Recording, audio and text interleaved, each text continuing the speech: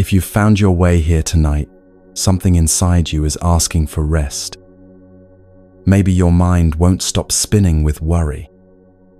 Maybe you're carrying the weight of everyone else's problems on your shoulders. Maybe you're just tired of trying so hard to hold everything together, tired of feeling responsible for things you can't control, tired of lying awake wondering if you're doing enough. You're not alone in this feeling.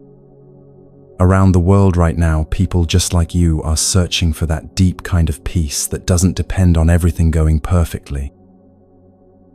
If it feels right to you, take a moment to let us know where you're listening from and what time it is in your world. There's something beautiful about knowing we're all sharing this journey together, even across different time zones and circumstances. While you're here, please make yourself as comfortable as possible. Maybe adjust your pillow, pull up a soft blanket, or simply let your body settle into whatever position feels most restful. This is your time, your space, your permission to finally put down whatever you've been carrying. Welcome to Moonmind Temple, where ancient wisdom meets modern peace. Over the next few hours, we're going to walk together through teachings that have helped people find deep rest for over 2,000 years. These aren't complicated spiritual practices or abstract ideas you'll never use. They're simple truths that will change how you carry yourself through the world, starting tonight. Tonight is about learning to distinguish between what's yours to hold and what's yours to release. It's about discovering that the weight you've been carrying might not actually belong to you. And it's about finding that place of stillness inside yourself that remains peaceful even when everything around you feels chaotic. There's something that happens to people who care deeply about others. Without even realizing it, they begin to absorb the emotions of everyone around them. A friend calls upset about their relationship, and suddenly you're lying awake at night worrying about their marriage. A coworker shares their stress about a deadline, and you find yourself feeling anxious about a project that isn't even yours. Your adult child faces a challenge, and you feel the weight of their struggle as if it were your own responsibility to solve. In a monastery high in the mountains, there lived a young monk who had this exact problem. Every person who came to the temple seeking guidance would leave their emotional burdens with him.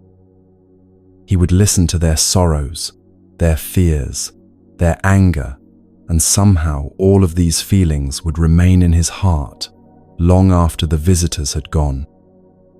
Night after night, he would lie awake carrying the pain of dozens of people, wondering why his compassion seemed to be destroying his inner peace. One morning, exhausted and confused, he approached his teacher. "Master," he said, "I try to help everyone who comes to me with their problems. I listen to their pain, I carry their worries, I lose sleep thinking about their struggles. But the more I try to help, the more exhausted I become. What am I doing wrong?" The teacher led him to a well in the courtyard and pointed to the bucket beside it. "Tell me," the teacher said gently, "when you draw water from this well to give to a thirsty person, do you also drink the entire bucket yourself?" The young monk looked puzzled. "Of course not, master. I would give them the water and keep only what I need." The teacher smiled with infinite kindness. "Then why, when someone brings you their emotional pain, do you drink their entire bucket of suffering and leave them with empty hands?" This simple question changed everything for the young monk, and it can change everything for you too. You can offer compassion without absorbing pain. You can be present for someone's struggle without making it your own. You can listen with your whole heart, without carrying their burden in your chest when they leave. The well doesn't become empty when it gives water, and your heart doesn't become depleted when it offers love without attachment. This is one of the most profound teachings in Buddhist wisdom, the understanding that true compassion flows freely without creating suffering for the giver. Right now, as you listen to these words, notice if there's a tightening in your chest when you think about someone else's problems. That physical tension is a signal that you might be carrying emotional weight that belongs to them. Your body is incredibly wise. It will always tell you when you've crossed the line from helping to carrying. The Buddhist understanding is beautifully clear about this. Every person has their own path to walk, their own lessons to learn, their own emotional weather to experience. When you try to take that away from them, you're not actually helping. You're interfering with their growth while exhausting your own spirit. It's like trying to breathe for someone else, impossible and harmful to both of you. There's a fundamental difference between empathy and absorption. Empathy allows you to understand and connect with someone's experience. Absorption means you take on their experience as if it were your own. One creates connection and healing, the other creates confusion and depletion. Imagine for a moment that your energy is like sunlight. The sun doesn't deplete itself by shining on flowers. It doesn't become dimmer because it also shines on weeds. It simply radiates its natural warmth and lets each plant respond in its own way. You can offer the same kind of presence to others, warm, steady, available, but not responsible for how they grow. In another village, there was an old woman known throughout the region for her incredible peace. People would travel for days to bring their troubles to her door. They would arrive heavy with sorrow and somehow leave feeling lighter, clearer, more capable of handling their own lives. But here's what surprised everyone who knew her. She never seemed drained by these interactions. Even after the most intense conversations, she would return to her garden with the same gentle smile, the same quiet contentment. One day, a visitor asked her secret. She pointed to a beautiful fountain she had built in her garden, where water flowed constantly from a natural spring. "Watch the water," she said softly. "It flows constantly to whoever needs it, the birds, the flowers, anyone who comes to drink. But notice what happens to the source. Does the spring become empty because it gives? Or does it stay full because it only gives what naturally flows?" This is the heart of healthy compassion in Zen teaching. True giving doesn't deplete because it comes from a source that refills itself. But when you try to give what you don't have, when you try to fix what isn't yours to fix, you create suffering for yourself and confusion for others. The spring gives water, not its entire underground source. You can give love, support, and presence without giving away your peace. The Buddha taught that suffering comes from attachment, and this includes attachment to other people's emotions. When you become attached to fixing someone else's feelings, when you can't rest until they're okay, you've moved beyond compassion into a subtle form of control. Your peace becomes dependent on their emotional state, which means neither of you is truly free. The challenge is recognizing when you've crossed that invisible line from helping to carrying. It usually feels like a subtle shift from listening to fixing, from being present to being responsible. Your body will tell you when this happens. There's a difference between the warm expansion that comes with genuine compassion and the tight, anxious feeling that comes with emotional responsibility that isn't yours. Compassion feels spacious and open. It allows the other person to have their experience without needing to change it. Emotional absorption feels cramped and urgent. It carries an undercurrent of, "This shouldn't be happening," or "I need to fix this." Learning to distinguish between these two feelings is one of the most important skills you can develop. In Buddhist practice, this is called loving detachment, and it sounds contradictory until you experience it. It's actually the most loving thing you can do. When you stop trying to rescue everyone from their feelings, you give them space to develop their own emotional strength. When you stop absorbing their pain, you stay clear enough to offer real wisdom instead of reactive sympathy.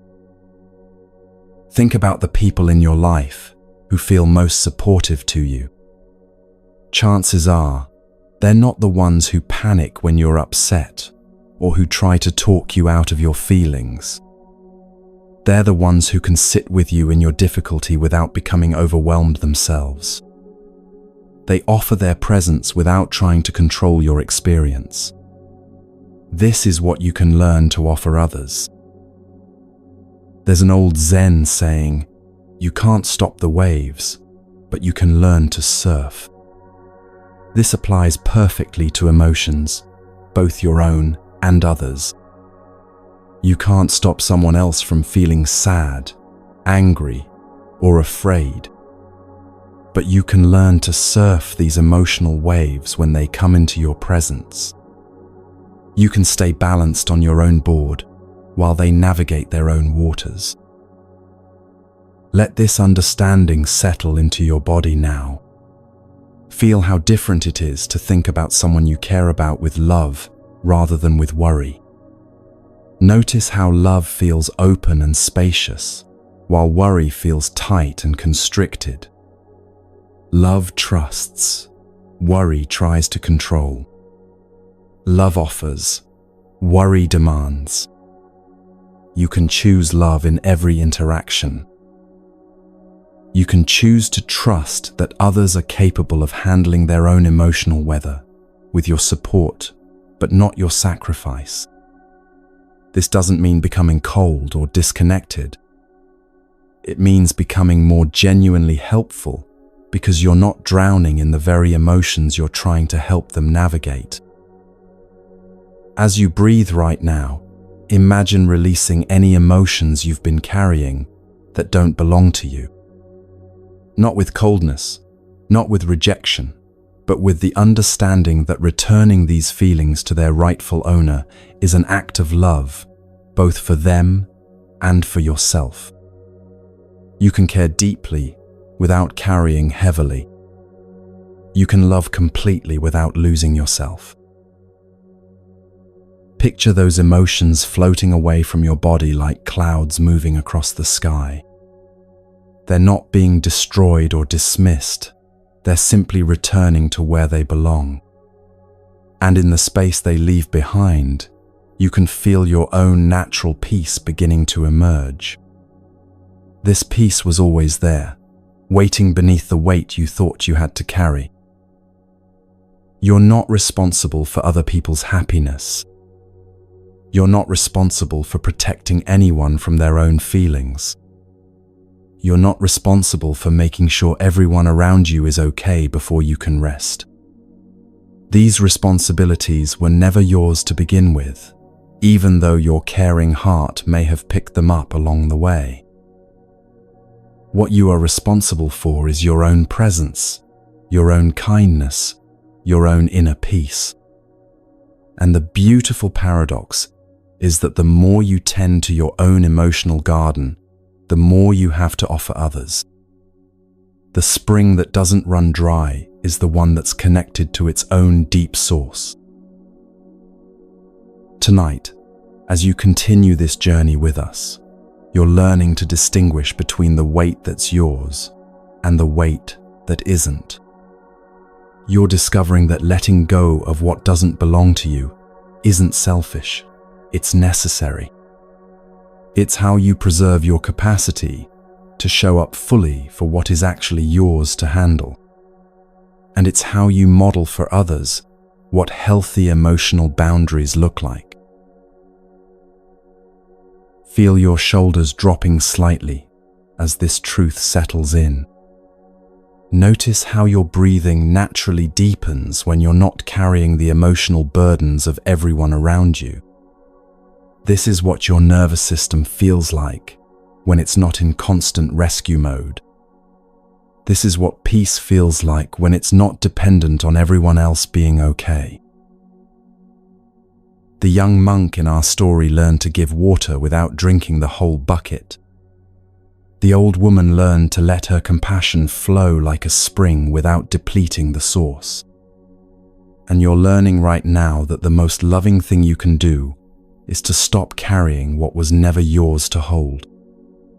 This is where true healing begins, not in fixing everyone else, but in returning to your own wholeness so you can offer genuine support instead of shared suffering. But even after you've learned to stop carrying others' emotions, there's often something else that keeps your mind spinning through the night. It's the way your thoughts grab onto moments from the day and refuse to let them go, replaying conversations that already ended, rehearsing scenarios that may never happen, carrying mental stones long after you've left the place where you picked them up.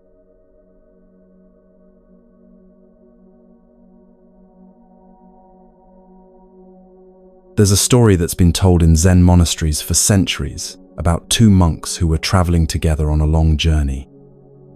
They came to a river where the water was high and the current was strong. Standing at the bank was a young woman in an elegant silk dress, clearly unable to cross without ruining her clothing. Without hesitation, the older monk lifted her onto his back and carried her safely across the river. He set her down gently on the other side. She thanked him gracefully, and the two monks continued on their path. For the next several hours, the younger monk walked in complete silence, his mind churning with agitation. Finally, unable to contain himself any longer, he burst out, "How could you do that? Our vows forbid us from touching women, and yet you picked her up and carried her across the river. How can you call yourself a monk after breaking such a sacred rule?" The older monk looked at his companion with gentle surprise. "I set that woman down hours ago at the river," he said quietly. "Why are you still carrying her?" This simple exchange reveals something we all do constantly, something that steals our peace more effectively than any external circumstance.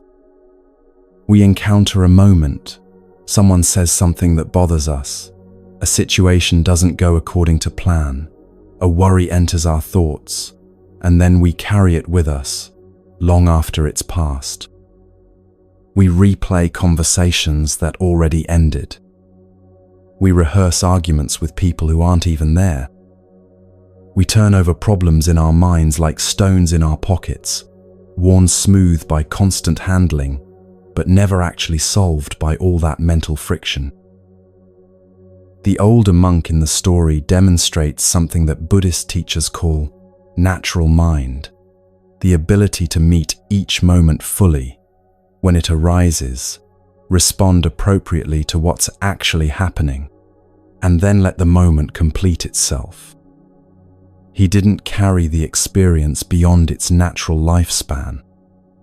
His mind stayed clear because he wasn't trying to hold on to something that had already passed.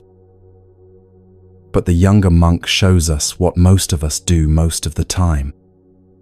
He took a moment that lasted perhaps 5 minutes, and stretched it into hours of internal suffering. He wasn't experiencing the river crossing anymore. That was over and done. He was experiencing his thoughts about the river crossing, his judgments about what had happened, his mental replay of an event that no longer existed anywhere except in his mind. This is what Zen wisdom calls mental carrying, and it's different from the emotional carrying we talked about earlier. Mental carrying is when your thoughts grab onto experiences and refuse to let them pass naturally. It's the difference between experiencing something and thinking about experiencing something. One happens in the present moment and then flows on. The other happens in your head and can go on indefinitely. Right now, as you're listening to these words, you might notice your mind trying to carry something from earlier today. Maybe it's a conversation that didn't go the way you hoped. Maybe it's a mistake you made that you keep replaying. Maybe it's something you saw on the news that's stuck in your thoughts like a thorn. Notice how carrying these mental objects feels in your body. There's usually a subtle tension, a sense of weight, even though the original experience is long gone. The Buddha taught that this kind of mental carrying is one of the primary causes of suffering, and it's completely optional. You don't have to pick up every mental stone. You don't have to carry every conversation beyond the moment it ended. You don't have to react to every thought that crosses your awareness. The river in our story represents the present moment, where things arise and pass away naturally. The younger monk's agitation represents what happens when we refuse to let moments complete themselves. Life is constantly flowing, like that river the monks crossed. Experiences arise, peak, and dissolve in a natural rhythm. But our minds want to dam up certain moments and hold on to them. We replay conversations, worry about future scenarios, and argue with decisions that have already been made.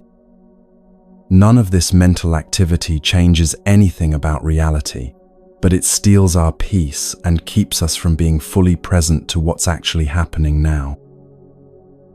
There's a profound difference between responding to life and reacting to thoughts about life.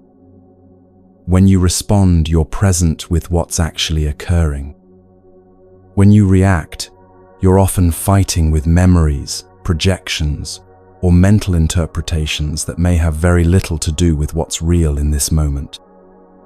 The older monk responded to the woman's actual need. The younger monk reacted to his thoughts about what had happened. Consider how many of your daily stresses come from this mental carrying. How much of your worry is about things that haven't happened yet? How much of your anger is about conversations that ended hours or days ago? How much of your anxiety comes from rehearsing scenarios that may never occur? When you really examine it, you might discover that most of your mental suffering happens not during difficult events, but during the endless mental replay of those events. In one monastery, there was a monk who had developed such a habit of mental carrying that he would lie awake at night, replaying not just his own conversations, but conversations he had overheard between other people. His mind had become like a recorder that never stopped playing back the day's events.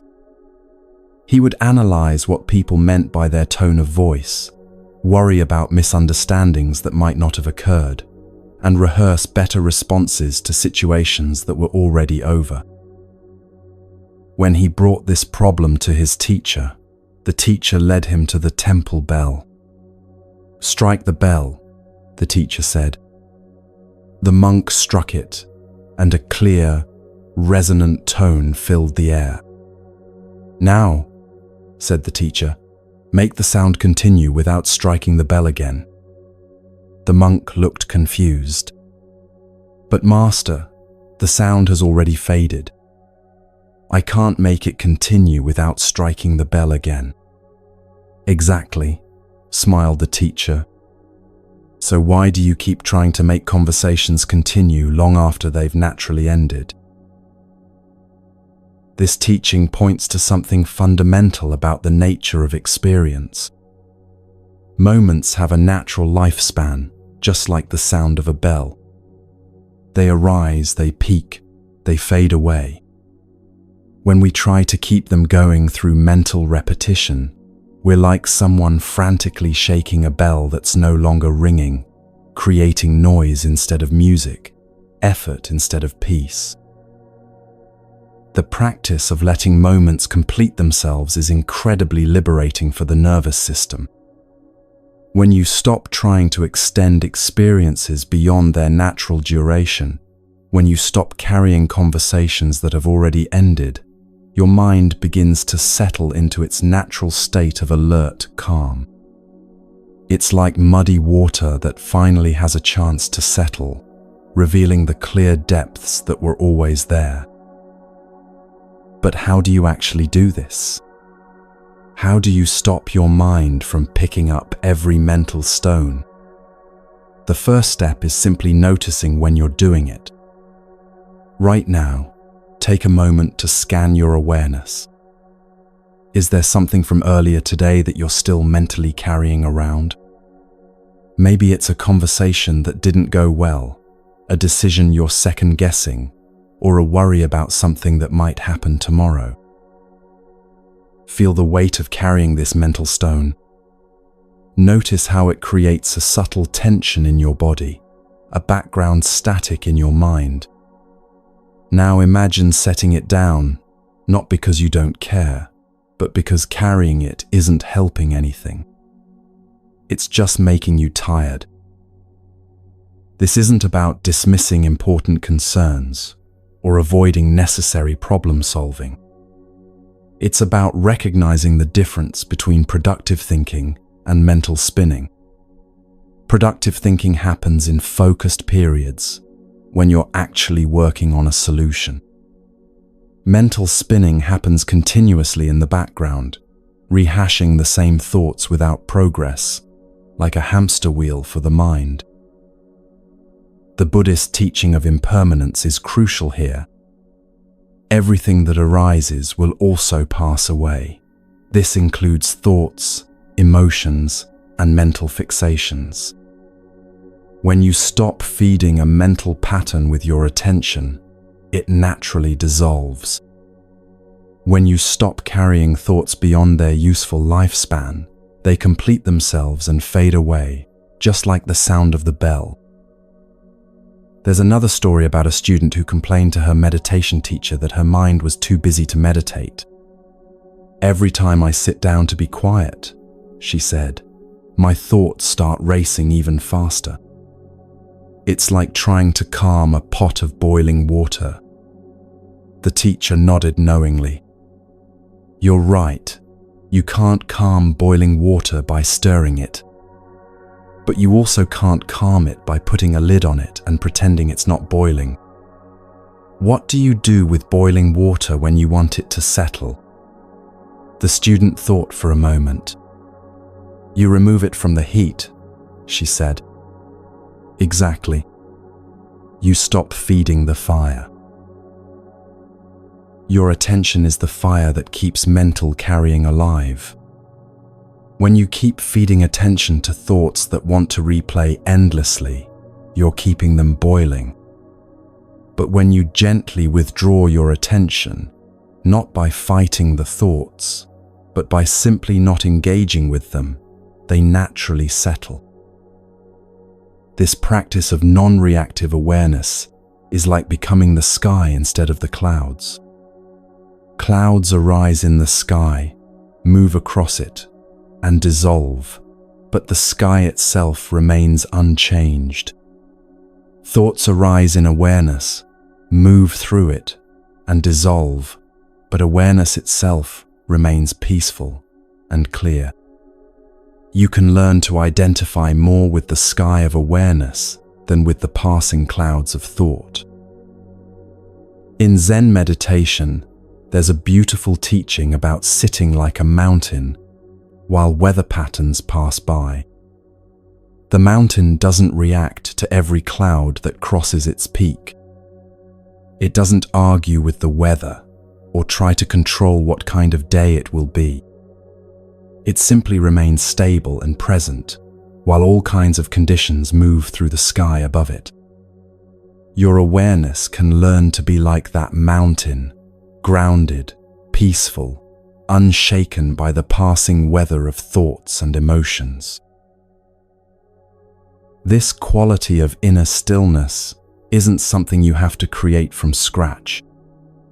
It's what naturally emerges when you stop picking up every mental stone, when you stop carrying conversations beyond their time, when you let moments complete themselves instead of extending them indefinitely in your mind. The stillness was always there, waiting beneath the mental noise. One of the most freeing realizations in Buddhist practice is that you don't have to believe every thought that arises in your mind. Thoughts are not facts. They're mental events that come and go like weather patterns. Some thoughts are useful and deserve your attention. Others are just mental habits, old patterns playing out, or random neural firing. Learning to distinguish between thoughts worth engaging and thoughts worth letting pass is one of the most valuable skills you can develop. The younger monk in our story believed his thoughts about the river crossing were important, urgent, deserving of hours of mental energy. But they were just thoughts, mental interpretations of an event that had already ended. The older monk had the wisdom to let the moment be what it was, and then let it go. He engaged fully when action was needed, and then returned to clear awareness when the action was complete. As you practice this letting go of mental carrying, you might notice that your relationship with time begins to change. Instead of living partially in the past through mental replay, and partially in the future through mental rehearsal, you begin to inhabit the present more fully. Time slows down because you're actually experiencing it instead of thinking about it. Moments become richer because you're present for them instead of already moving on to the next mental task. This presence is what creates the space for genuine wisdom to arise. When your mind isn't cluttered with mental stones from the day, when you're not carrying conversations that ended hours ago, there's room for fresh insight, creative solutions, and intuitive understanding. Clarity comes not from thinking harder, but from thinking less, or rather, from thinking more skillfully. Right now, as you feel this understanding settling into your body, notice how your breathing naturally begins to slow down. When the mind stops its constant reacting and carrying, the nervous system gets the message that it's safe to relax. Your shoulders might drop a little. Your jaw might soften. This is what happens when you finally set down the mental stones you've been carrying all day. The practice is simple but profound. When you notice your mind trying to carry something beyond its natural lifespan, gently set it down. When you catch yourself replaying a conversation that already ended, return to the present moment. When you find yourself rehearsing scenarios that may never happen, come back to what's actually here now. It's like training a puppy, gentle, consistent, patient redirection back to the present. Some days this will be easier than others. Some mental stones feel heavier, some patterns run deeper, some habits are more entrenched. That's completely normal. The goal isn't to have a perfectly quiet mind. It's to develop the skill of not being controlled by every thought that arises. Even the Buddha described his mind as sometimes being like a monkey jumping from branch to branch. The difference is that he learned not to jump with it. As you continue to practice this throughout your day, you'll begin to notice how much energy you have when you're not constantly carrying mental weight. How much more present you can be with people when you're not distracted by conversations that already ended. How much clearer your thinking becomes when your mental space isn't cluttered with old thoughts that have outlived their usefulness. The river keeps flowing whether we try to dam it up or not. Moments keep arising and passing whether we try to hold on to them or not. The question is whether you'll flow with this natural rhythm or exhaust yourself trying to make the current run backward. The older monk understood this natural flow. He acted when action was needed and then returned to stillness when the action was complete. Tonight, as you prepare for rest, you can practice this same wisdom. Let the conversations from today be complete. Let the decisions you made stand as they are. Let the worries about tomorrow exist in tomorrow, not in this moment. Set down the mental stones one by one, not because the concerns aren't real, but because carrying them through the night won't solve them. It will only steal your rest and cloud your clarity for tomorrow. Feel yourself becoming more like that mountain, stable, present, unshaken by passing mental weather. The thoughts can come and go like clouds across the sky of your awareness, but you remain centered, clear, at peace. This is your natural state when you're not mentally carrying what has already passed or what has not yet arrived.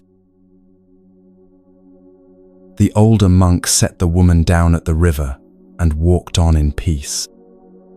You can set down whatever you've been carrying and rest in the same kind of natural freedom. This moment is complete in itself. This breath is enough. This awareness, clear and spacious, is your true home.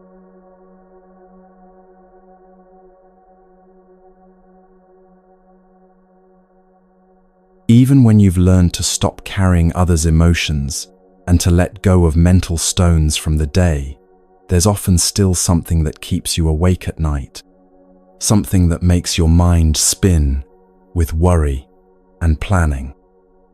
It's the deep need to know how things will turn out, the attachment to having life go according to your plans, the fear that if you don't control every variable, everything will fall apart. This is perhaps the most human of all struggles, the desire for certainty in an uncertain world. We make plans, set goals, work toward outcomes, and then suffer when reality takes a different path than the one we carefully mapped out. We form expectations about how people should behave, how situations should unfold, how our efforts should be rewarded, and then we're disappointed when life refuses to follow our script. There's a story that's been told for over 1,000 years about a farmer who lived in a small village near the mountains. One day, his only horse broke through the fence and ran away into the wild hills. All the neighbors came to express their sympathy. "What terrible luck," they said, shaking their heads in dismay. But the farmer simply looked at them with calm eyes and replied, "Maybe so, maybe not. We'll see." The next morning, the farmer woke to find that his horse had returned, and with it came 3 wild horses that had followed it back to the farm. The neighbors hurried over to celebrate this unexpected good fortune. "How wonderful," they exclaimed. "What amazing luck you have." Again, the farmer responded with the same quiet equanimity. "Maybe so, maybe not. We'll see." The following week, while trying to tame one of the wild horses, the farmer's son was thrown from its back and broke his leg badly. Once again, the neighbors gathered to offer their condolences. "How awful," they said. "Such misfortune after your recent good luck." The farmer helped his son into the house and then turned to his neighbors with the same peaceful expression. "Maybe so, maybe not. We'll see." A few days later, military officials came through the village, conscripting all the able-bodied young men to fight in a war that had broken out with a neighboring region. They took every healthy son from every family in the village, except for the farmer's boy, who was passed over because of his broken leg. The neighbors, now understanding the deeper wisdom they had witnessed, came to marvel at what seemed like incredible fortune. But the farmer, tending to his son's healing leg, simply nodded and said what he had always said: "Maybe so, maybe not. We'll see." This story illustrates one of the most profound teachings in all of Buddhist philosophy: the understanding that our immediate judgments about whether events are good or bad, fortunate or unfortunate, are often based on incomplete information. The farmer had learned to hold outcomes lightly, to engage fully with whatever arose without wasting energy, deciding whether reality was matching his preferences. The neighbors in the story represent how most of us move through life, constantly evaluating, constantly judging, constantly deciding whether what's happening should be celebrated or mourned. But this constant mental evaluation is exhausting, and it's often based on a very limited view of how events connect to each other over time. What looks like disaster in the moment may be redirection towards something better. What seems like good fortune may carry hidden challenges. The truth is, we rarely know in the moment what the larger meaning of an event will turn out to be. The farmer's wisdom wasn't indifference or passivity. He still cared for his animals, still worked his land, still tended to his son when he was injured. But he had learned something that most people never learn: how to participate fully in life without attaching his peace to specific outcomes. He engaged completely with what was in front of him while remaining open to whatever might unfold next. In Buddhist teaching, this is called non-attachment, and it's one of the most misunderstood concepts in spiritual practice. Non-attachment doesn't mean not caring. It doesn't mean becoming emotionally flat or withdrawing from life. It means caring deeply while holding outcomes lightly. It means giving your best effort while remaining unattached to whether that effort produces the results you expect. Think about something you've been really wanting to happen in your life right now. Maybe it's a job opportunity, a relationship development, a health improvement, or a personal goal you've been working toward. Notice how much mental energy you spend, not just working on this outcome, but also worrying about whether it will happen, when it will happen, and what it will mean about you if it doesn't happen the way you want. All of that worry is like the neighbors in our story, constantly judging each development as good news or bad news. But what if you could approach your desires with the farmer's wisdom? You could still work toward what you want, still hope for positive outcomes, still take constructive action. But you could also cultivate the inner flexibility to trust that whatever unfolds will bring its own opportunities and lessons, even if they're not the ones you originally planned for. There was once a potter who had spent months creating what she believed would be her masterpiece, an intricate vase with delicate patterns that represented the culmination of years of skill development. The night before it was to be fired in the kiln, an earthquake shook her studio, and the unfired vase shattered into hundreds of pieces. She stood looking at the fragments, and her first impulse was to weep for all the lost work, all the destroyed beauty. But then she remembered something her teacher had once told her: the clay knows things the potter doesn't. Instead of mourning what was lost, she began to look more closely at how the vase had broken. The fracture patterns revealed structural weaknesses she hadn't noticed. The way the pieces separated showed her new possibilities for design. That broken vase became the inspiration for an entirely new technique that brought her more recognition and fulfillment than her original plan ever could have. This is what happens when we stop demanding that reality match our blueprints and start getting curious about what it's actually offering. The potter could have spent weeks mourning her broken vase, convinced that the earthquake had ruined everything. Instead, she practiced what Zen teachers call don't know mind, a state of open curiosity about how things will unfold, rather than rigid attachment to how they should unfold. Don't know mind doesn't mean being confused or uncertain. It means holding your plans and expectations lightly enough that you can recognize opportunities that don't match your original vision.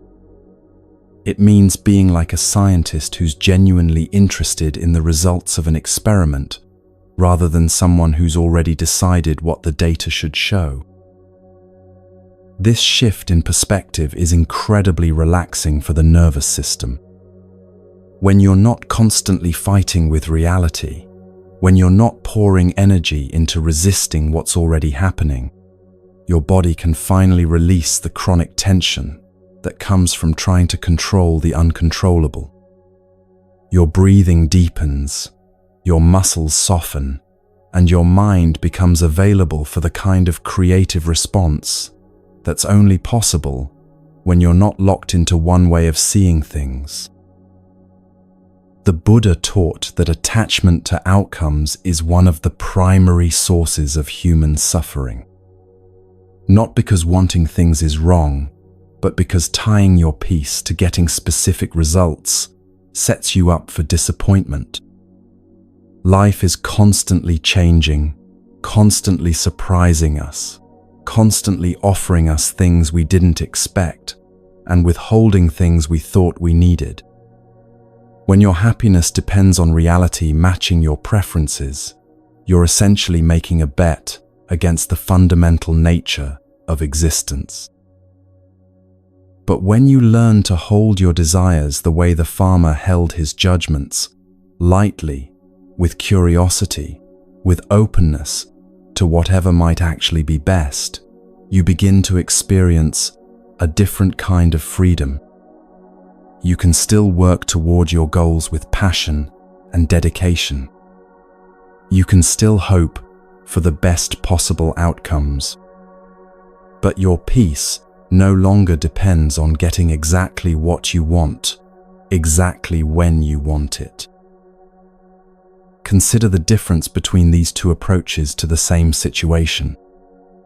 One person applies for a job they really want. They prepare thoroughly, interview well, and then spend weeks anxiously checking their email, unable to focus on anything else until they hear back. If they get the job, they're elated, but immediately start worrying about performing well. If they don't get it, they're devastated and take it as a sign that they're not good enough. Another person applies for the same kind of job with the same level of preparation and care.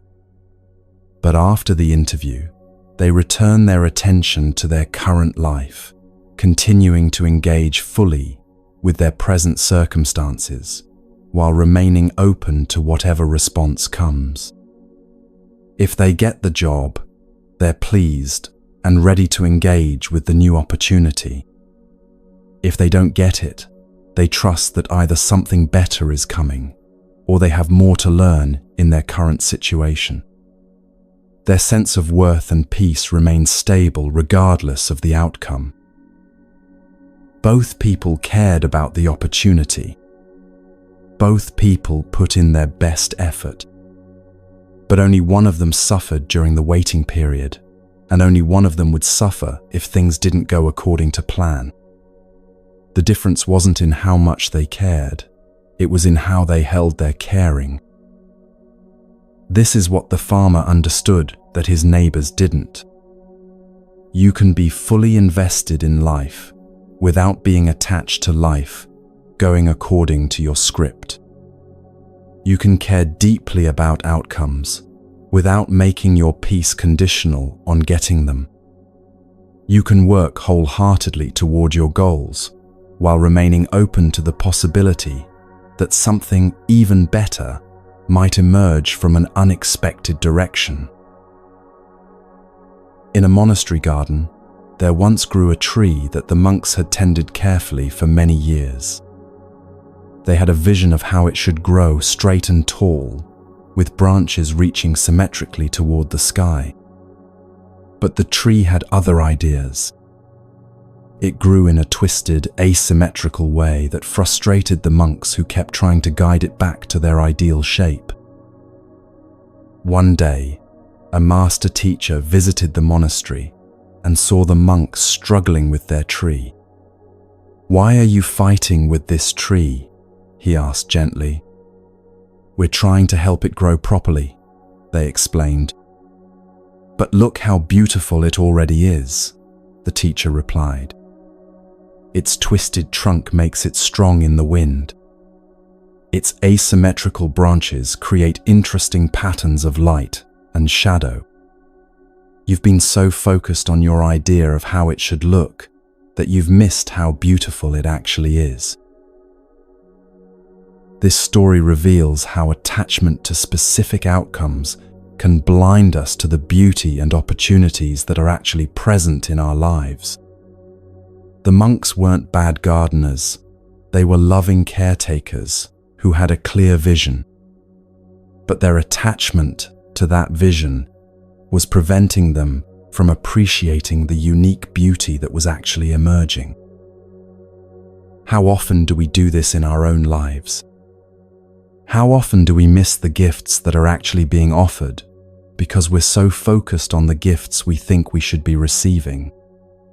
How much beauty do we overlook because it doesn't match our preconceived notions of how our lives should unfold?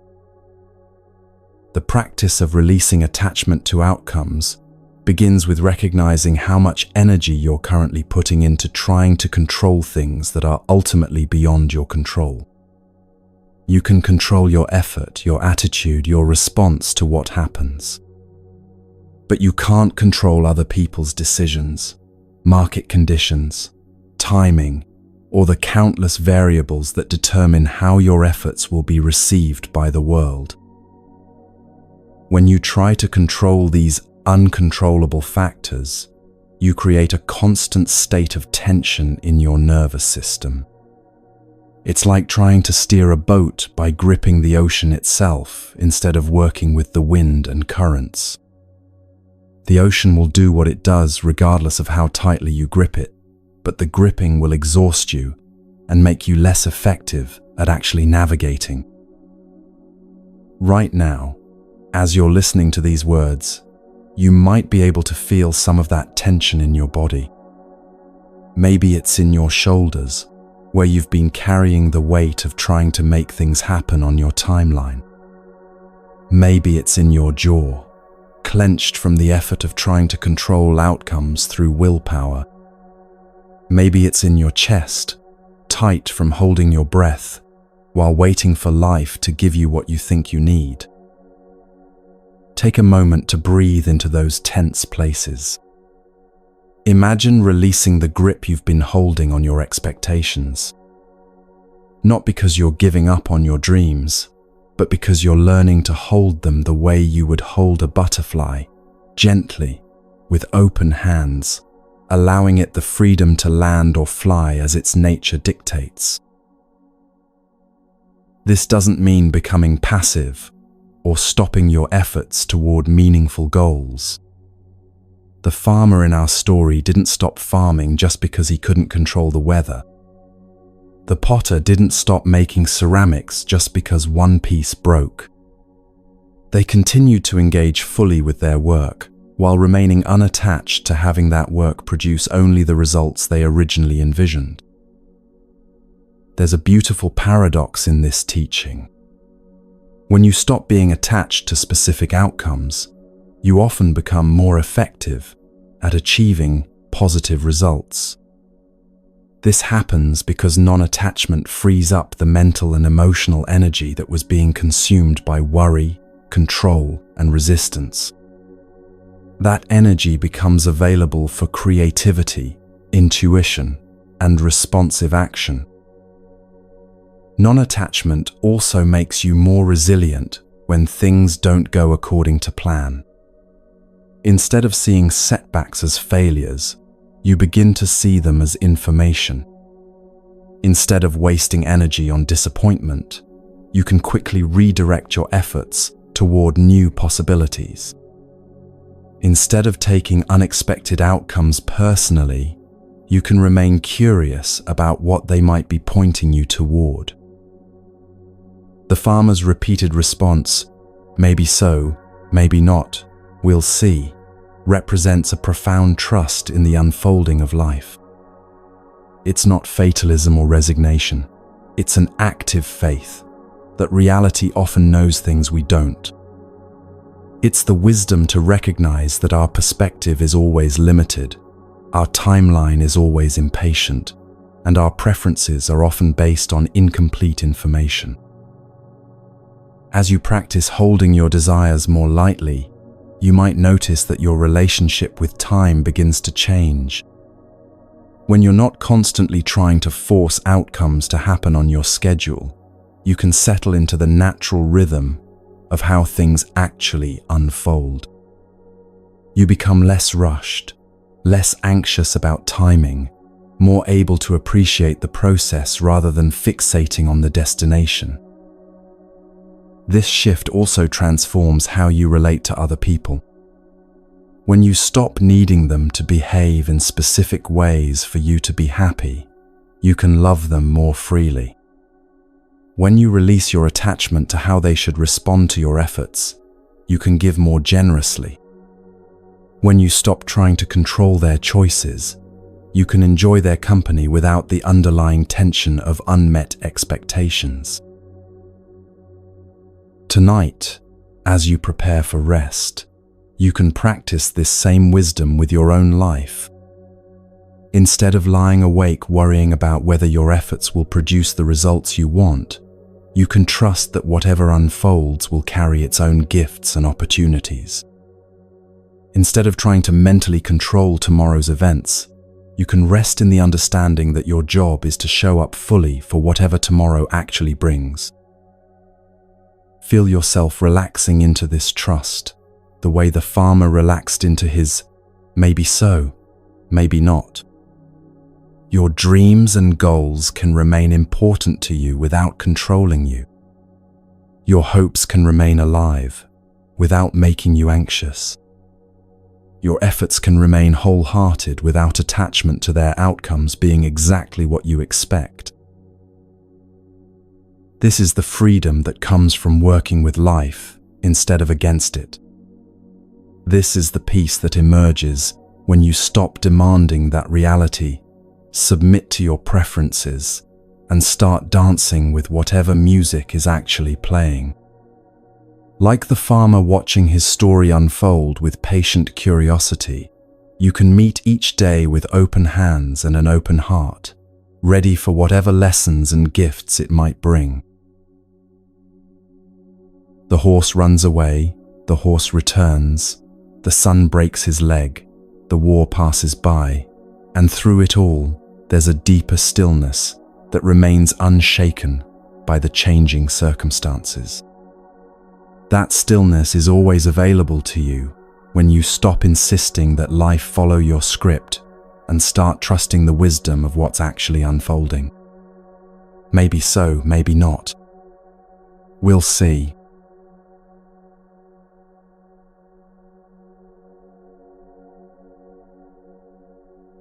Even when you've learned to stop carrying others' emotions, to release mental reactivity, and to hold outcomes lightly, there's often still something that weighs on your heart in the quiet moments before sleep. It's the echo of things that already happened, words you wish you hadn't said, chances you wish you'd taken, moments you replay over and over with the futile hope that somehow, if you think about them enough, you might be able to change how they unfolded. There's an ancient story about a monk who was sweeping the temple courtyard one autumn morning when his broom struck a small pebble. The stone flew through the air and hit a piece of dried bamboo with a clear, resonant sound that seemed to hang in the air longer than such a simple strike should have. In that moment, hearing that pure tone, the monk experienced a profound awakening about the nature of time and memory.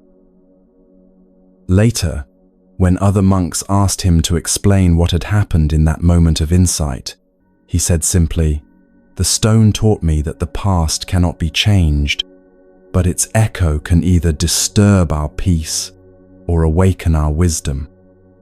The sound was beautiful not because I could hold on to it, but because I could let it complete itself and fade away naturally." This teaching points to something we all struggle with: how to relate to parts of our past that still feel unfinished, unresolved, or painful. Maybe it's words you wish you hadn't spoken to someone you loved. Maybe it's opportunities you let slip by because fear held you back. Maybe it's decisions you made that you now see differently with the wisdom you've gained since then. These memories can echo through your present moments, like that sound of stone striking bamboo, but the question is whether that echo will disturb your peace or contribute to your understanding. The Buddhist perspective on time is very different from how most people think about their past. While our minds often live in memories or project into imagined futures, reality only exists in this present moment. The conversation you regret happened in a moment that no longer exists anywhere except in your memory. The opportunity you missed existed in a time that has already passed and cannot be retrieved. The person you were when you made that decision was operating with different information, different wisdom, different circumstances than you have now. This doesn't mean dismissing or minimizing real pain from past experiences. It means recognizing that the suffering you feel now isn't actually coming from the past event itself. It's coming from your present moment relationship with the memory of that event. And that relationship can change, just like the monk's relationship with the sound of the stone changed from a simple noise into a doorway to wisdom. There was once a woman who carried deep regret about harsh words she had spoken to her mother during their last conversation before her mother passed away. For months, she replayed that final exchange, wishing she could take back what she'd said, wishing she'd been more patient, more loving. The weight of this regret was stealing her sleep and clouding every happy memory she had of her mother with sadness.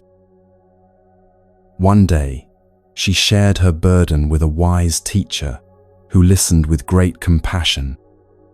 When she finished speaking, the teacher asked gently, "Tell me, when you remember your mother now, are you remembering her, or are you remembering your guilt about that last conversation?" The woman paused, realizing that her regret had become so strong it was actually blocking her from accessing the love that had defined their relationship for decades. The teacher continued, "Your mother knew who you were in your heart. One difficult moment doesn't erase 30 years of love. But your attachment to that one moment is erasing your ability to feel the love that's still here, still real, still available to you." This story illustrates something crucial about how regret operates in our minds. When we become attached to wishing the past were different, we often lose access to what was actually beautiful about our relationships and experiences. The regret becomes so loud that it drowns out the love, the joy, the connection that formed the foundation of what we're grieving. The Buddha taught that suffering comes not from what happened, but from our attachment to wishing it had happened differently. This attachment to changing the unchangeable is like trying to make a river flow backward. It's futile, and it prevents us from working skillfully with the water that's actually flowing in the present moment. But how do you actually release regret when it feels so justified, so important, so much like a necessary form of honoring what was lost? The first step is understanding the difference between healthy remorse and destructive regret. Healthy remorse acknowledges a mistake, learns from it, and then uses that learning to make better choices going forward. Destructive regret keeps replaying the mistake without any constructive purpose, creating suffering in the present without changing anything about the past. Right now, think about something from your past that still weighs on your heart. Notice how it feels in your body when you remember it. Is there a tightness in your chest? A heaviness in your stomach? A tension in your shoulders? These physical sensations are happening now, in this moment, even though the event you're remembering happened in the past. The past event is over, but your present moment relationship with the memory of it is creating real suffering right now. In a mountain monastery, there was an old monk who had been carrying guilt for over 20 years about a mistake he'd made as a young novice. He had accidentally broken a precious statue that had been in the temple for centuries, and despite the forgiveness of his teachers and community, he continued to punish himself for that moment of carelessness. One evening, as he sat in meditation, still tormented by this ancient regret, he heard the sound of a clay pot falling and shattering in the kitchen. Instead of continuing his meditation, he went to see what had happened and found a young monk standing amid the fragments, tears streaming down his face. "I'm so sorry, elder brother," the young monk said. "I've ruined everything. I'll never forgive myself for being so clumsy." Looking at this young monk's pain, the elder suddenly saw his own 20 years of self-punishment with startling clarity. He realized that his attachment to his past mistake hadn't honored the broken statue or made him a better monk. It had simply created 2 decades of unnecessary suffering. In that moment, he felt both his own regret and his compassion for the young monk dissolve into a deeper understanding. "Brother," he said gently, kneeling to help gather the fragments, "this pot served its purpose beautifully until this moment. Now its purpose is complete, and ours is to clean up mindfully and continue serving with whatever pots remain. The pot doesn't need our guilt to honor what it gave us. It needs our gratitude and our attention to what's still here to be cared for." This teaching reveals something profound about the nature of guilt and regret. We often think that continuing to feel bad about past mistakes is a way of honoring what was damaged or showing respect for what was lost. But guilt doesn't resurrect broken statues or repair damaged relationships. It only creates more suffering in the present moment, while blocking our ability to serve life more skillfully going forward. The monk's realization points to what Buddhist teachers call the difference between holy remorse and neurotic guilt. Holy remorse feels the genuine sadness of a mistake, learns whatever lessons are available, and then channels that learning into more conscious action. Neurotic guilt replays the mistake endlessly without any constructive purpose, like a broken record that can't move on to the next song. One of the most liberating insights in Buddhist practice is recognizing that the person who made that past mistake was not exactly the same person you are now. You've learned things since then, grown in wisdom, developed new capacities for compassion and awareness. The version of you that exists in this moment has insights and skills that weren't available to the version of you who made that decision in the past. This doesn't excuse harmful actions or eliminate the importance of making amends when possible. It simply recognizes that identity is fluid, that people grow and change, and that holding your current self hostage for the actions of a previous version of yourself often prevents the very growth that would help you avoid similar mistakes in the future. Consider the woman grieving her last conversation with her mother. The person who spoke those harsh words was someone under stress, perhaps tired, perhaps triggered by old patterns that she hadn't yet learned to recognize. The person feeling regret now has different awareness, different perspective, different capacity for patience.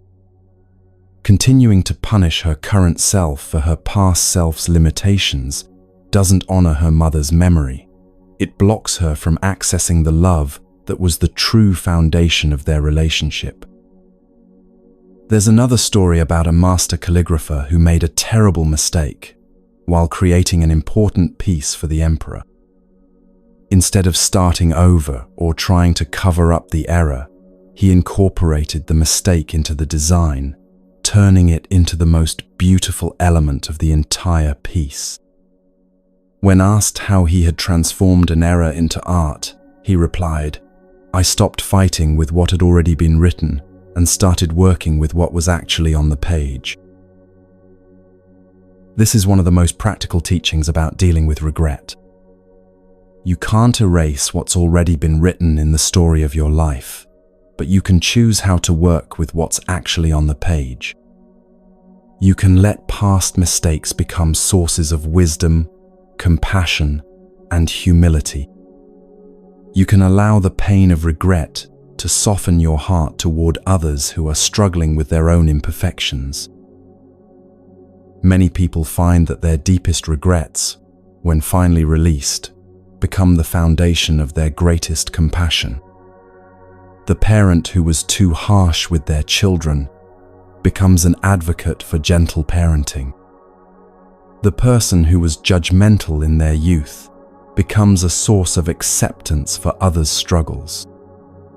The one who made selfish choices learns to give more generously.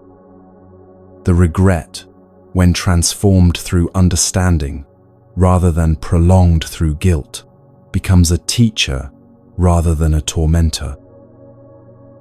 But what about situations where you can't make direct amends? What about regrets involving people who have died, relationships that have ended, or opportunities that can never return? In these cases, the practice becomes one of what Buddhists call merit dedication, taking the lessons learned from your regret and using them to serve life more skillfully in whatever ways are available to you now.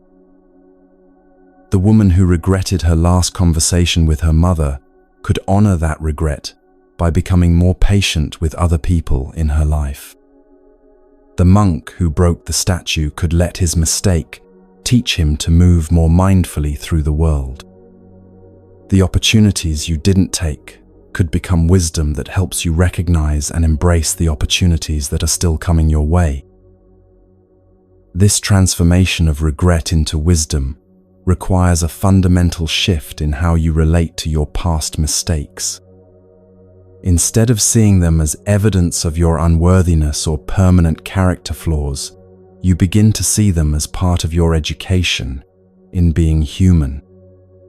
Instead of using them to justify ongoing self-punishment, you let them teach you how to love more skillfully, act more consciously, and respond more wisely to whatever challenges arise in the present. Right now, as you're listening to these words, you might notice that some of the physical tension you are holding around your regrets has begun to soften. This happens naturally when you stop using your energy to fight with what's already written and start using it to write what comes next. The nervous system can finally relax when it's no longer trying to change the unchangeable. There's a beautiful practice in Zen tradition called just sitting with what is. When regret arises, instead of immediately trying to fix it, analyze it, or push it away, you simply sit with it. You feel the sadness without trying to justify it. You acknowledge the mistake without adding layers of self-judgment. You let the regret be present without letting it define who you are in this moment. Often, when regret is met with this kind of gentle awareness instead of resistance or self-attack, it naturally transforms. The guilt dissolves into sadness, the sadness releases into acceptance, and the acceptance opens into compassion, both for yourself and for others who are carrying similar burdens. This doesn't happen overnight, and it doesn't mean you'll never feel sad about past mistakes again. It means you stop adding unnecessary suffering to inevitable sadness. You let the natural grief of human imperfection flow through you without creating a permanent residence for guilt and self-punishment. As you prepare for rest tonight, you can practice this gentle awareness with whatever regrets you've been carrying. Instead of trying to resolve them once and for all, you can simply acknowledge them with the same compassion you would offer a friend who was struggling with similar feelings. You can honor what was lost or damaged without demanding that your present moment peace be sacrificed on the altar of unchangeable past events. Feel the echo of that stone striking bamboo, clear, complete, naturally fading into silence. Your past experiences can echo through your awareness in the same way, offering their lessons without demanding that you live forever in their shadow. The sound completes itself and fades, and in that fading, space opens for whatever wants to arise next. Tonight, let your regrets complete themselves like that sound completing itself. Let them offer their wisdom, and then fade into the spaciousness of this present moment, where your life is still being written, where your love can still be expressed, where your learning can still serve the world in ways that honor both what was lost and what remains possible. The past has taught you what it came to teach. Now let it rest, so that you can rest too, knowing that the person you've become through your mistakes is more compassionate, more wise, more deeply human than the person you would have been without them. This is the gift that regret offers when it's finally allowed to transform from burden into teacher, from weight into wisdom.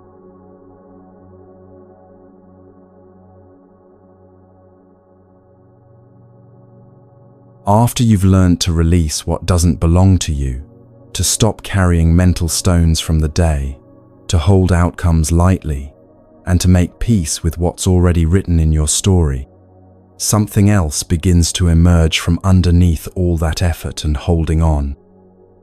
It's not something you have to create, or achieve, or work toward.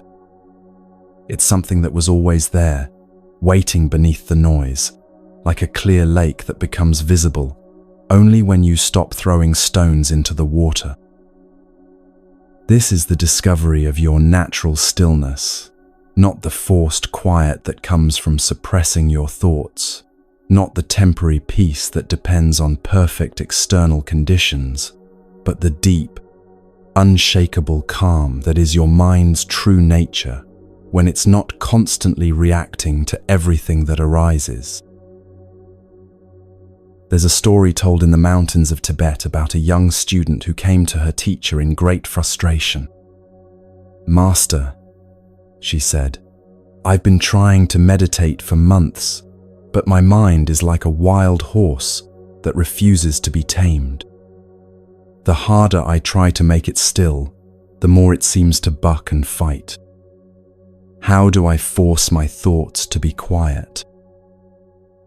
The teacher led her to a window that looked out over a vast mountain range.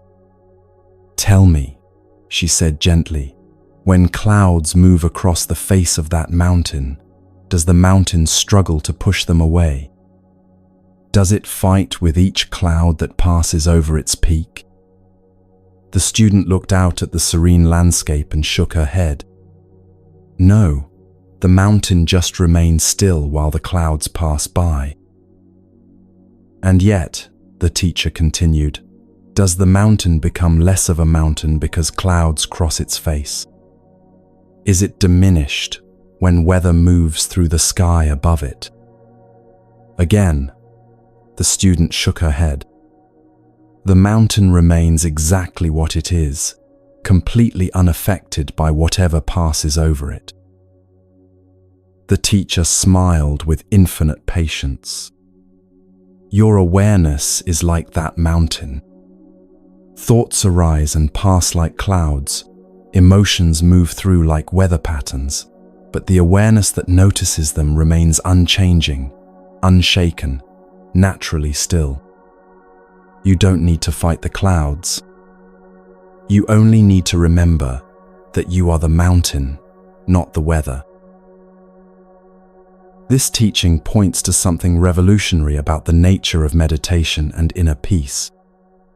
Most people approach stillness like they're trying to create something that doesn't exist, when actually they're trying to uncover something that's always been there. Your natural stillness isn't something you manufacture through effort. It's what remains when you stop adding layers of reaction, resistance, and mental commentary to whatever arises in your experience. In Buddhist understanding, this awareness that remains constant beneath all changing experiences is what we truly are. The thoughts come and go, the emotions rise and fall, the sensations appear and disappear, but the awareness that witnesses all of this remains steady, clear, and naturally peaceful. When you begin to identify more with this witnessing awareness than with the changing content of your experience, you discover a kind of peace that doesn't depend on anything external being a particular way. Think about it this way. Right now, as you're listening to these words, there's a part of you that's aware of the sound of the voice, aware of any thoughts that arise in response, aware of how your body feels, aware of the space around you. That awareness itself isn't struggling or grasping or trying to be different than it is. It's simply present, spacious, naturally calm. This is what meditation helps you recognize and rest in more consistently. But many people misunderstand what meditation is supposed to accomplish.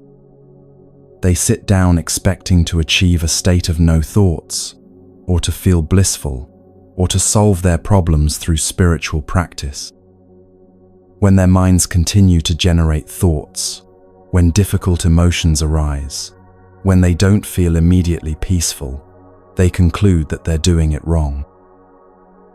There was once a monk who sat by a muddy pond every day, trying to make the water clear through the force of his concentration. He would stare at the murky water, willing it to become transparent, growing more frustrated each day when his efforts seemed to have no effect.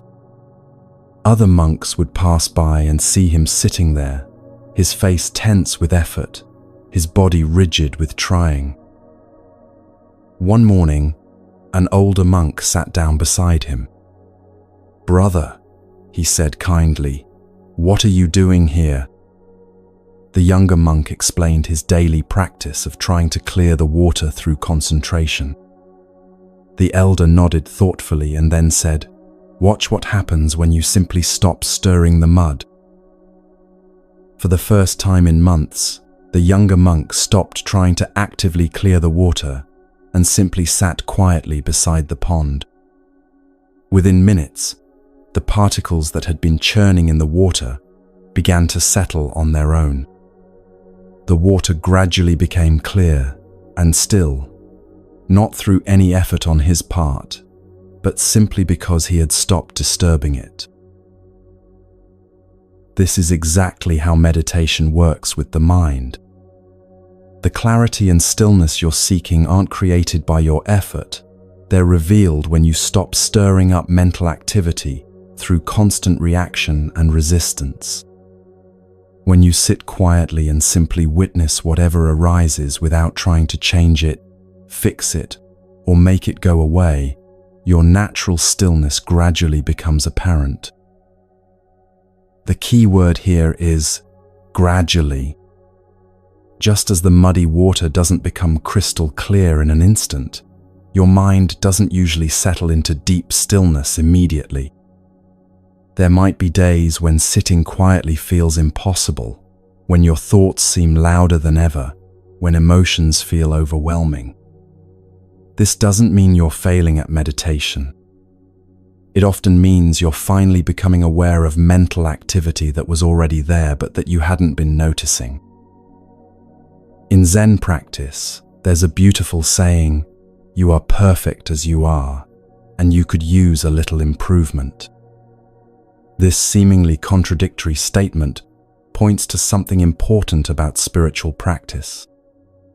Your essential nature, that awareness that witnesses everything, is already complete, already peaceful, already whole.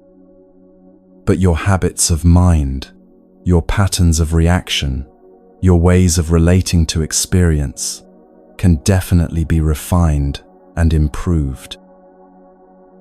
Meditation isn't about becoming someone different than you already are. It's about becoming more familiar with who you already are beneath all the mental activity. It's like cleaning dust off a mirror. The mirror's capacity to reflect clearly was always there, but the dust was obscuring it. Your natural stillness is like that mirror's reflective nature, always present, sometimes hidden, but never actually damaged or lost. This understanding can be incredibly relieving for people who have struggled with meditation or who feel like they're not spiritual enough to access deep peace. You don't need to be in a monastery. You don't need to sit in perfect posture for hours. You don't need to have profound mystical experiences. You only need to practice recognizing the stillness that's already here, like learning to notice the sky behind the clouds. Right now, even as your mind might be generating thoughts about what you're hearing, there's a deeper stillness that's aware of those thoughts. Even if emotions are present, there's a calm awareness that notices those emotions without being overwhelmed by them. Even if your body feels restless or uncomfortable, there's a spacious presence that can hold that restlessness with patience and kindness. This is what Buddhist teachers mean when they talk about non-dual awareness, the recognition that you are not separate from the peace you're seeking. You are the peace, temporarily confused about your own nature, like the sky temporarily forgetting that it's not actually made of clouds. In a forest monastery, there was a meditation hall where students would sit for hours in silence.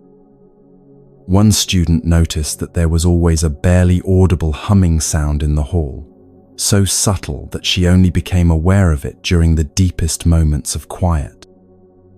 At first, she found it distracting and wondered what was causing it. Over time, she realized that the humming had always been there, She had simply been too caught up in louder mental noise to hear it. One day, she asked her teacher about this background sound. The teacher smiled and said, "That's the sound of the building settling, the air moving, life itself breathing." It was always there, but your mind had to become quiet enough to notice it. This is how it is with your natural stillness. It's always humming in the background of your experience, but you have to become still enough to hear it. This analogy beautifully captures how discovering your natural stillness actually works. It's not about creating something new, but about becoming quiet enough to notice what was always there. The stillness isn't hiding from you. You've just been too busy to feel it. It's not absent during difficult times.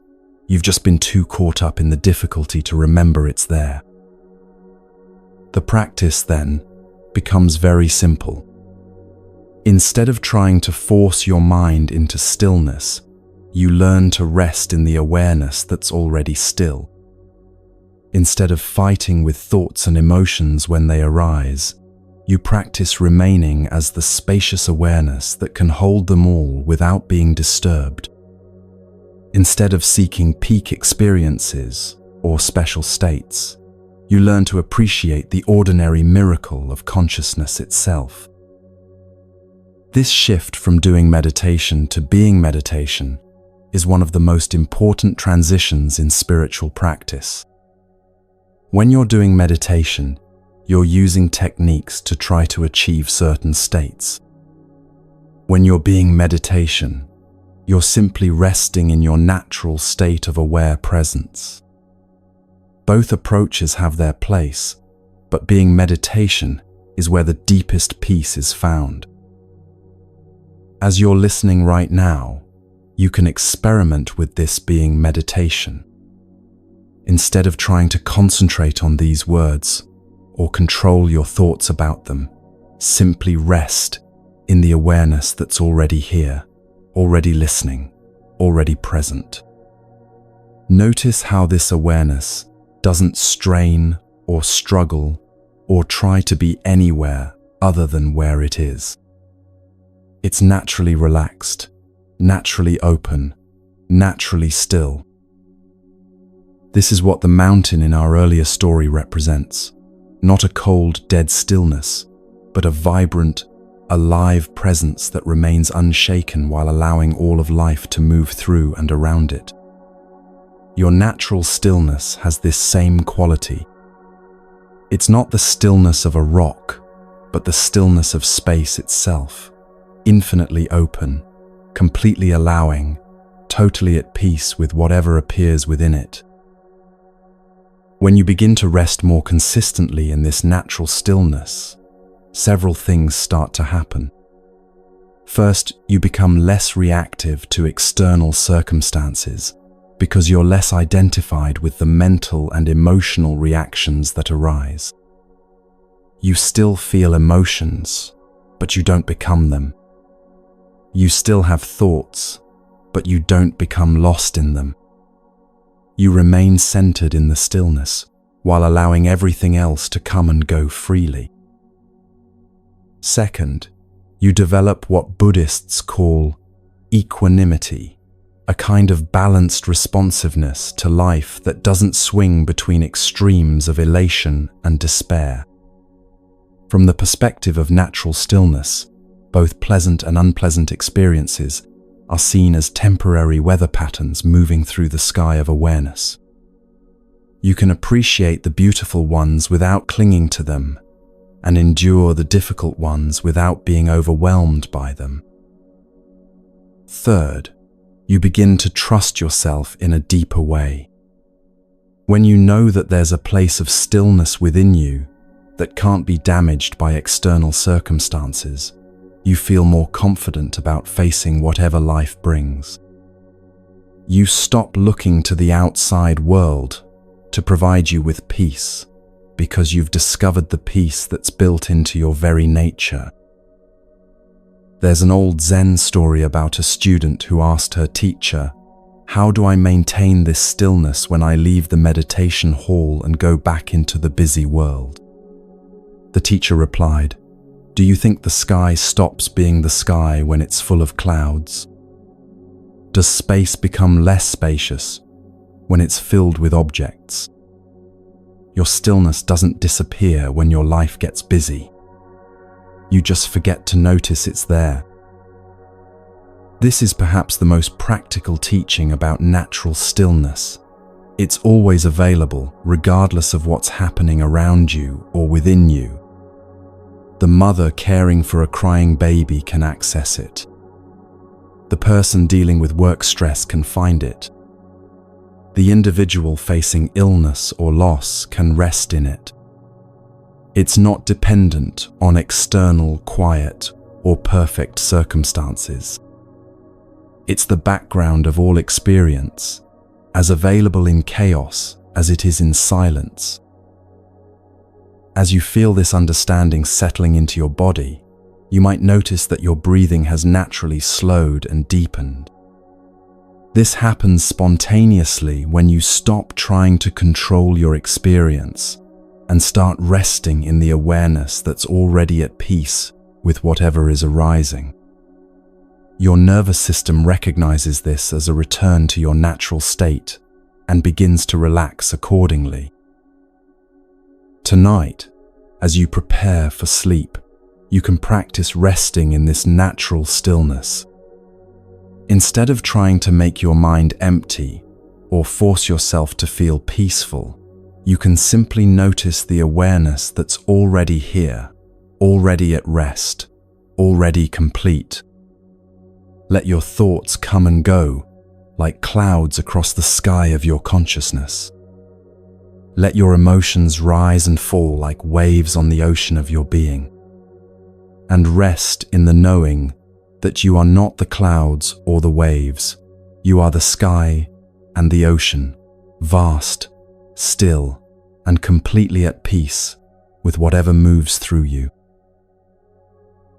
This natural stillness is your birthright, your true nature, the ground of your being. It doesn't need to be earned or achieved or maintained through constant effort. It only needs to be remembered, like the mountain remembering that it remains unmoved while clouds pass over its peaks. You are that mountain, and your peace is as natural and unshakable as stone reaching towards sky. In this stillness, there's no problem to solve, no state to achieve, no person to become. There's only this awareness, aware of itself, consciousness resting in its own nature, the simplest and most profound thing in existence. This is what you've been seeking in all your searching, and it was never farther away than your next breath, your next moment of simply being present to what is.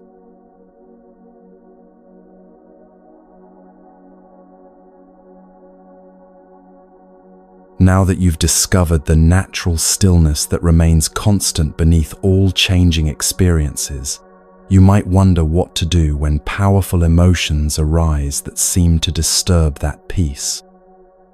What happens when anger burns through your awareness like wildfire, or when grief feels so heavy it seems to crush the very stillness you've worked to cultivate? What do you do with the intensity of fear, the overwhelming nature of sadness, or even the desperate quality that sometimes accompanies great joy? The beautiful truth that Buddhist wisdom reveals is that these emotions aren't enemies of your peace.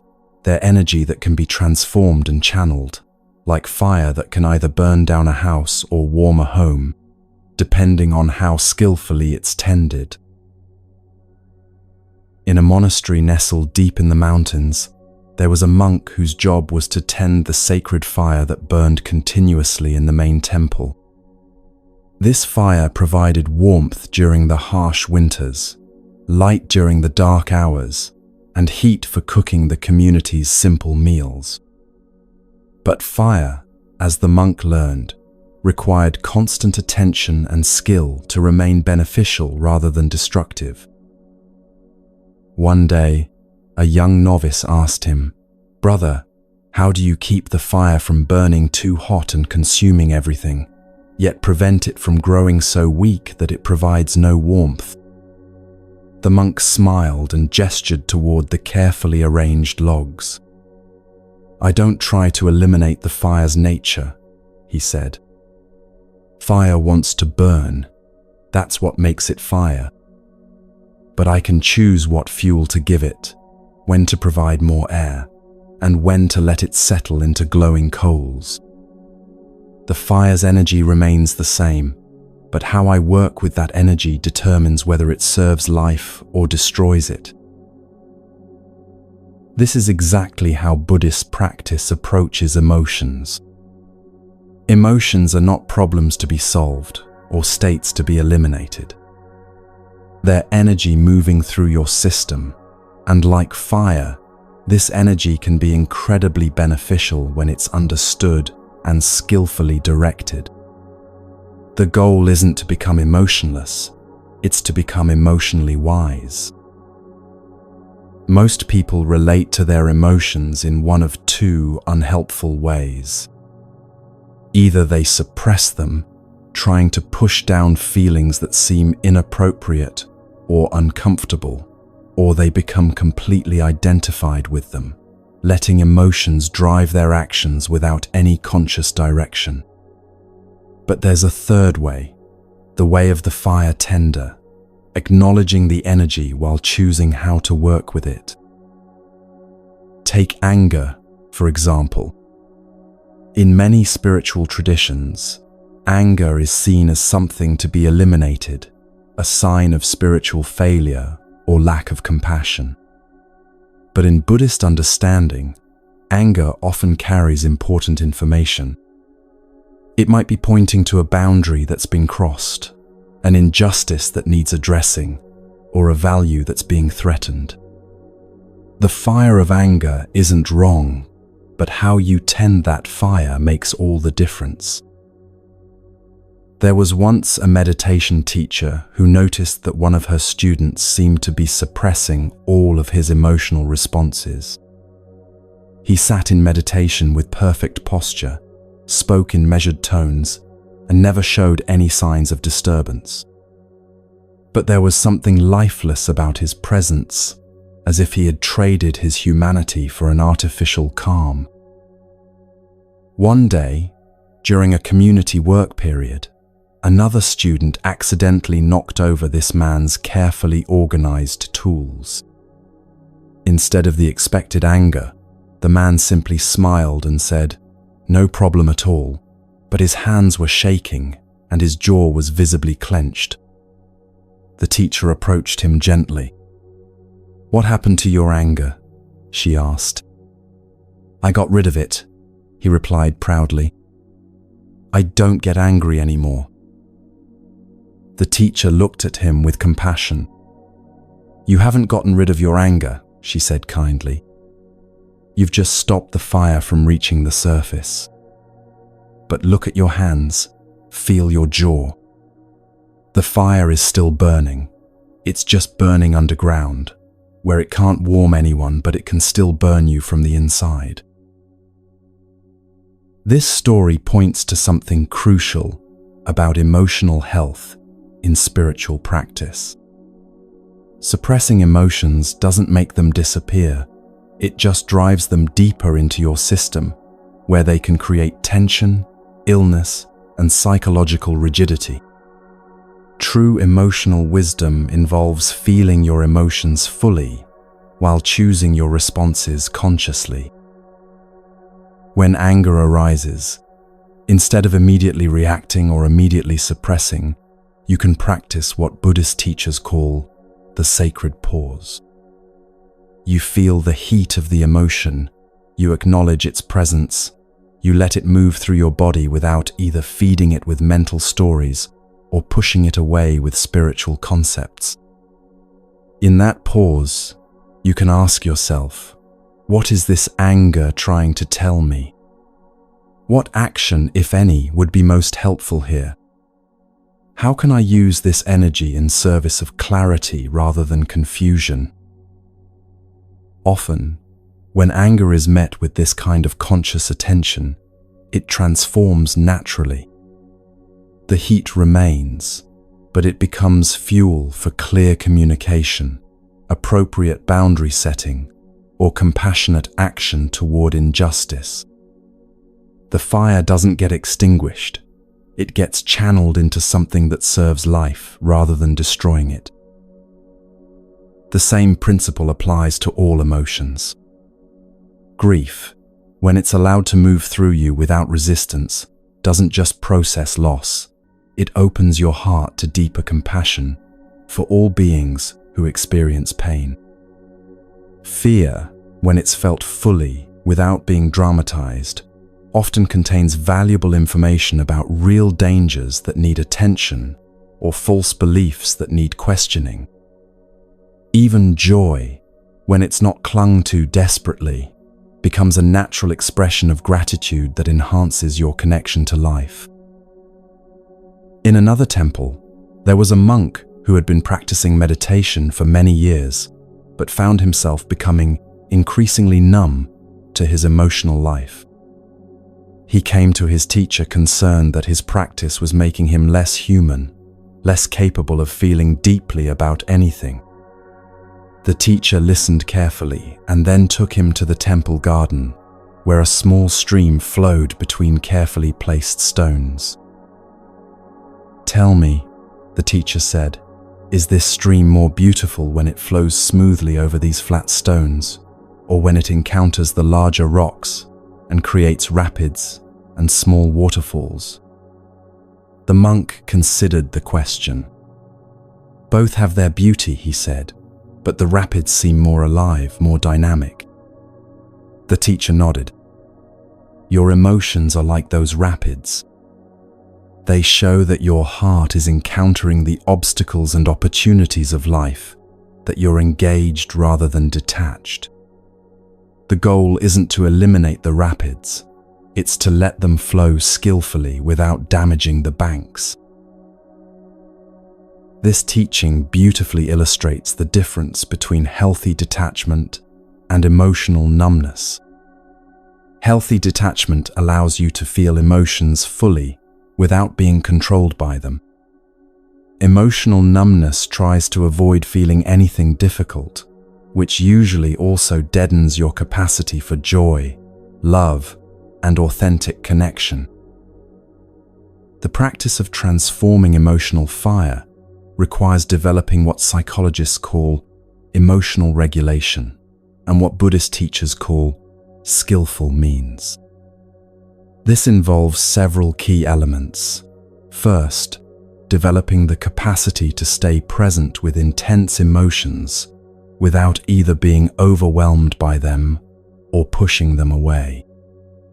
Second, learning to distinguish between the raw energy of emotion and the mental stories that often amplify that energy unnecessarily. And third, cultivating the wisdom to channel emotional energy into responses that serve your deepest values rather than your immediate impulses. Right now, think of an emotion that you typically struggle with. Maybe it's anxiety that seems to spiral out of control, or sadness that feels too heavy to bear, or anger that erupts before you can catch it. Instead of thinking about how to get rid of this emotion, consider what it might be like to work with it the way the monk worked with fire, not eliminating its essential nature, but learning to tend it skillfully. For instance, anxiety often contains the energy of care and concern. When it's overwhelming, that caring energy becomes scattered and unproductive. But when it's channeled skillfully, that same energy can become thoughtful preparation, mindful attention to important details, or compassionate concern for others' well-being. The anxious energy doesn't disappear. It gets focused in ways that actually serve the caring that underlies it. There's a meditation practice that some Buddhist teachers use specifically for working with difficult emotions. When a strong emotion arises, instead of immediately trying to calm it or analyze it, you breathe into it. You literally send your breath toward the place in your body where you feel the emotion most intensely. This isn't trying to breathe the emotion away. It's offering your breath as a kind of spaciousness that can hold the emotion without being overwhelmed by it. As you breathe with the emotion, you might notice that it has its own natural rhythm, its own lifespan. Emotions, like waves, have a natural tendency to rise, peak, and subside if they're not interfered with. When you neither suppress them nor feed them with dramatic stories, they often transform themselves, revealing wisdom or moving into different emotional territories entirely. One of the most profound discoveries in working with emotions this way is realizing that you are not your emotions. You are the awareness that experiences emotions, just as you are the sky that experiences weather. The sadness moves through you, but you are not made of sadness. The anger arises in you, but you are not essentially angry. This recognition allows you to feel emotions fully without losing your center, to be moved by life without being controlled by every emotional impulse. This doesn't mean becoming cold or distant from your emotional life. Actually, it often means becoming more emotionally available and authentic because you're no longer afraid of what you might feel. When you know that you can handle any emotion that arises, not by suppressing it, but by meeting it with conscious awareness, you become more willing to open your heart to the full spectrum of human experience. There's another story about a potter who was known for creating vessels of extraordinary beauty and strength. When asked about her secret, she explained that the most beautiful pottery came from clay that had been worked while it was still warm and malleable. "If I try to shape cold, hardened clay," she said, "it cracks and breaks. But if I work with the clay, while it's warm from the kiln, while it still has life in it, I can create something that's both beautiful and durable." Emotions are like that warm clay. When they first arise, they're malleable, workable, full of potential. If you try to shape them through force or ignore them until they harden into resentment, bitterness, or numbness, they become much more difficult to work with. But if you meet them while they're still warm, still alive with energy, you can shape them into responses that serve your highest intentions. This requires developing what might be called emotional courage, the willingness to feel what you actually feel rather than what you think you should feel. Many people spend enormous amounts of energy trying to feel grateful when they're actually sad, trying to feel confident when they're actually afraid, trying to feel peaceful when they're actually angry. This emotional pretending exhausts the nervous system and prevents the genuine processing that allows emotions to transform naturally. True emotional courage means being honest about what's actually arising in your experience and then choosing how to work with that raw material skillfully. If you're angry, you start by acknowledging the anger rather than immediately trying to transform it into compassion. If you're sad, you feel the sadness rather than rushing to find the silver lining. This honest acknowledgement creates the foundation for genuine transformation rather than spiritual bypassing. As you practice this approach to emotional life, you might notice that your relationships with others begin to change. When you're no longer afraid of your own emotions, you become less reactive to other people's emotional expressions. When you know how to tend your own emotional fire skillfully, you can be present with others' emotional fires without getting burned or trying to extinguish them. You become like a spacious hearth that can hold many different fires safely. You also might find that you become more emotionally authentic and therefore more trustworthy to others. People can sense when someone is comfortable with the full range of human feeling, and they naturally feel safer being authentic themselves in such presence.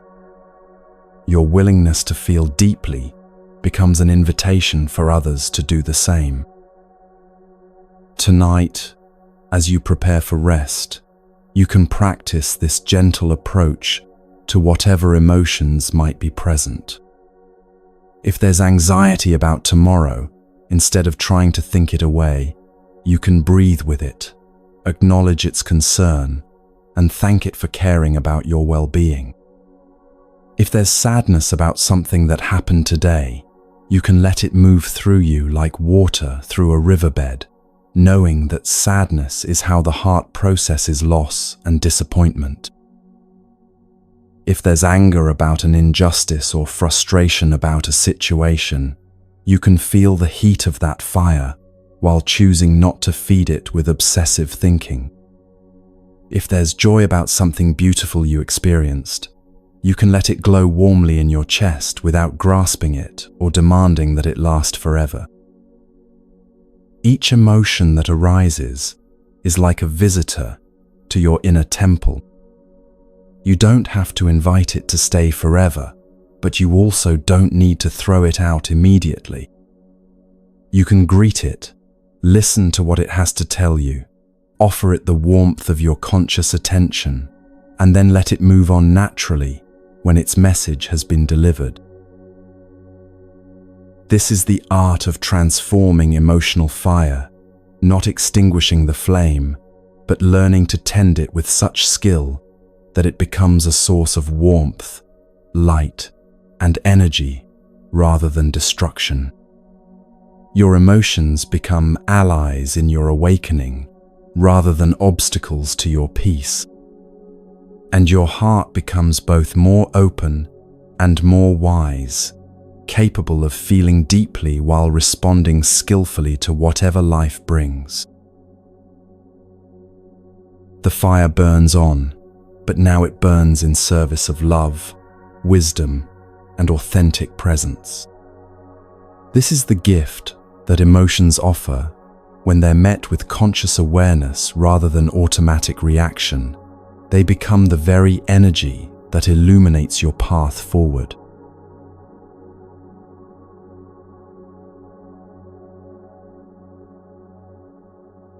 Even after you've learned to transform emotional fire into wisdom, there's often still something that keeps you separate from the full experience of peace and connection.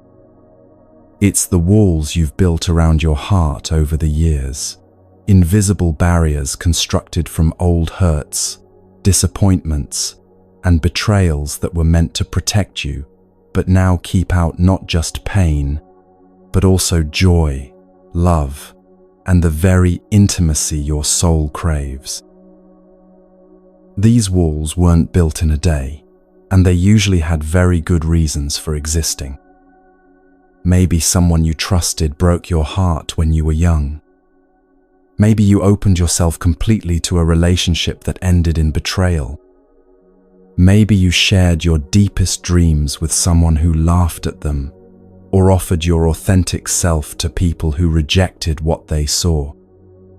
Each hurt became another stone in the wall, another layer of protection between your tender heart and a world that sometimes handles tender things roughly. But what you built for protection has become a prison. The same walls that keep out potential pain also keep out potential beauty. The same guards that protect you from being hurt again also prevent you from being fully loved, fully seen, fully alive in your connections with others. There's a story told in Zen circles about a master gardener who inherited a magnificent garden that had been surrounded by a high stone wall. The previous owner had built the wall, after deer had repeatedly destroyed his prized flowers. For years, the garden had been safe from any creatures that might damage the plants. But when the new gardener arrived, he found that while the flowers were indeed protected, they had also become weak and pale from lack of natural interaction with the world around them. More troubling, the wall had not only kept the deer out, it had also kept out the butterflies that pollinated the flowers, the birds that spread seeds for new growth, and the gentle rains that nourished the soil. The garden was safe, but it was slowly dying from isolation.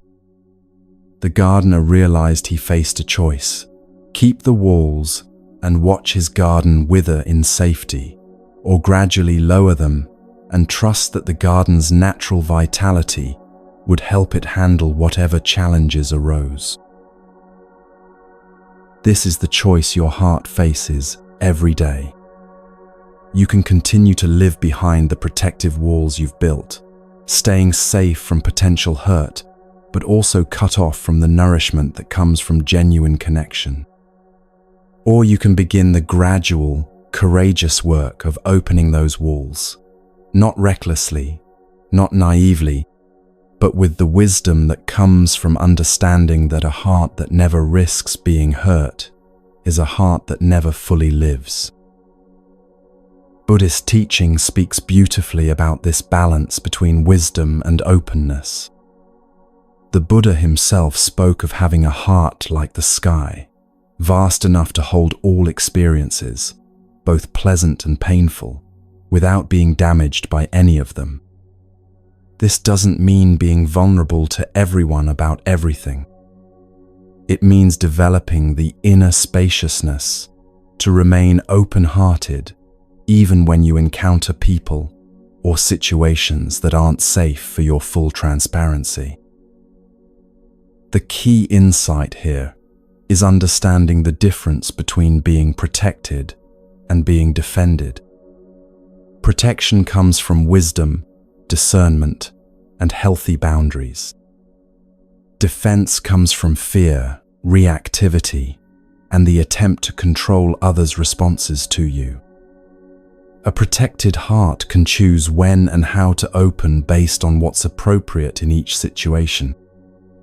A defended heart operates from automatic patterns of closing that often have little to do with present circumstances. Consider how differently these approaches feel in your body. When you're operating from protection, there's a sense of groundedness, of conscious choice about how much to reveal or share.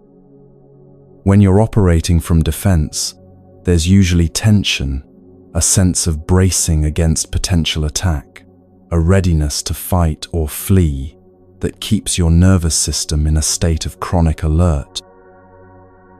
Right now, as you're listening to these words, you might be able to feel some of those defensive patterns in your body. Maybe it's a subtle hardening around your heart when you think about someone who hurt you. Maybe it's a tightness in your throat when you imagine expressing a vulnerable truth. Maybe it's a pulling back in your solar plexus when you consider letting someone see you more completely than you usually allow.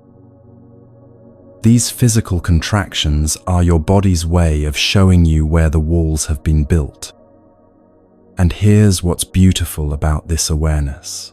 The same sensitivity that built the walls can also begin to dissolve them. The heart that learned to close for protection can also learn to open for connection. In a mountain monastery, there was a young monk who had joined the community after experiencing a devastating betrayal in his previous life. He threw himself into spiritual practice with great dedication, but his fellow monks noticed that he kept everyone at arm's length. He was kind but distant, helpful but never personally available, present but somehow protected behind an invisible barrier. His teacher watched this pattern with patient compassion for many months before finally approaching him. "Brother," the teacher said gently, I see how diligently you practice meditation, how carefully you follow all the rules of our community. But tell me, how do you practice loving kindness toward yourself?" The young monk was confused by the question. "I try to be kind to everyone," he replied. "But what about the part of you that was hurt?" the teacher asked.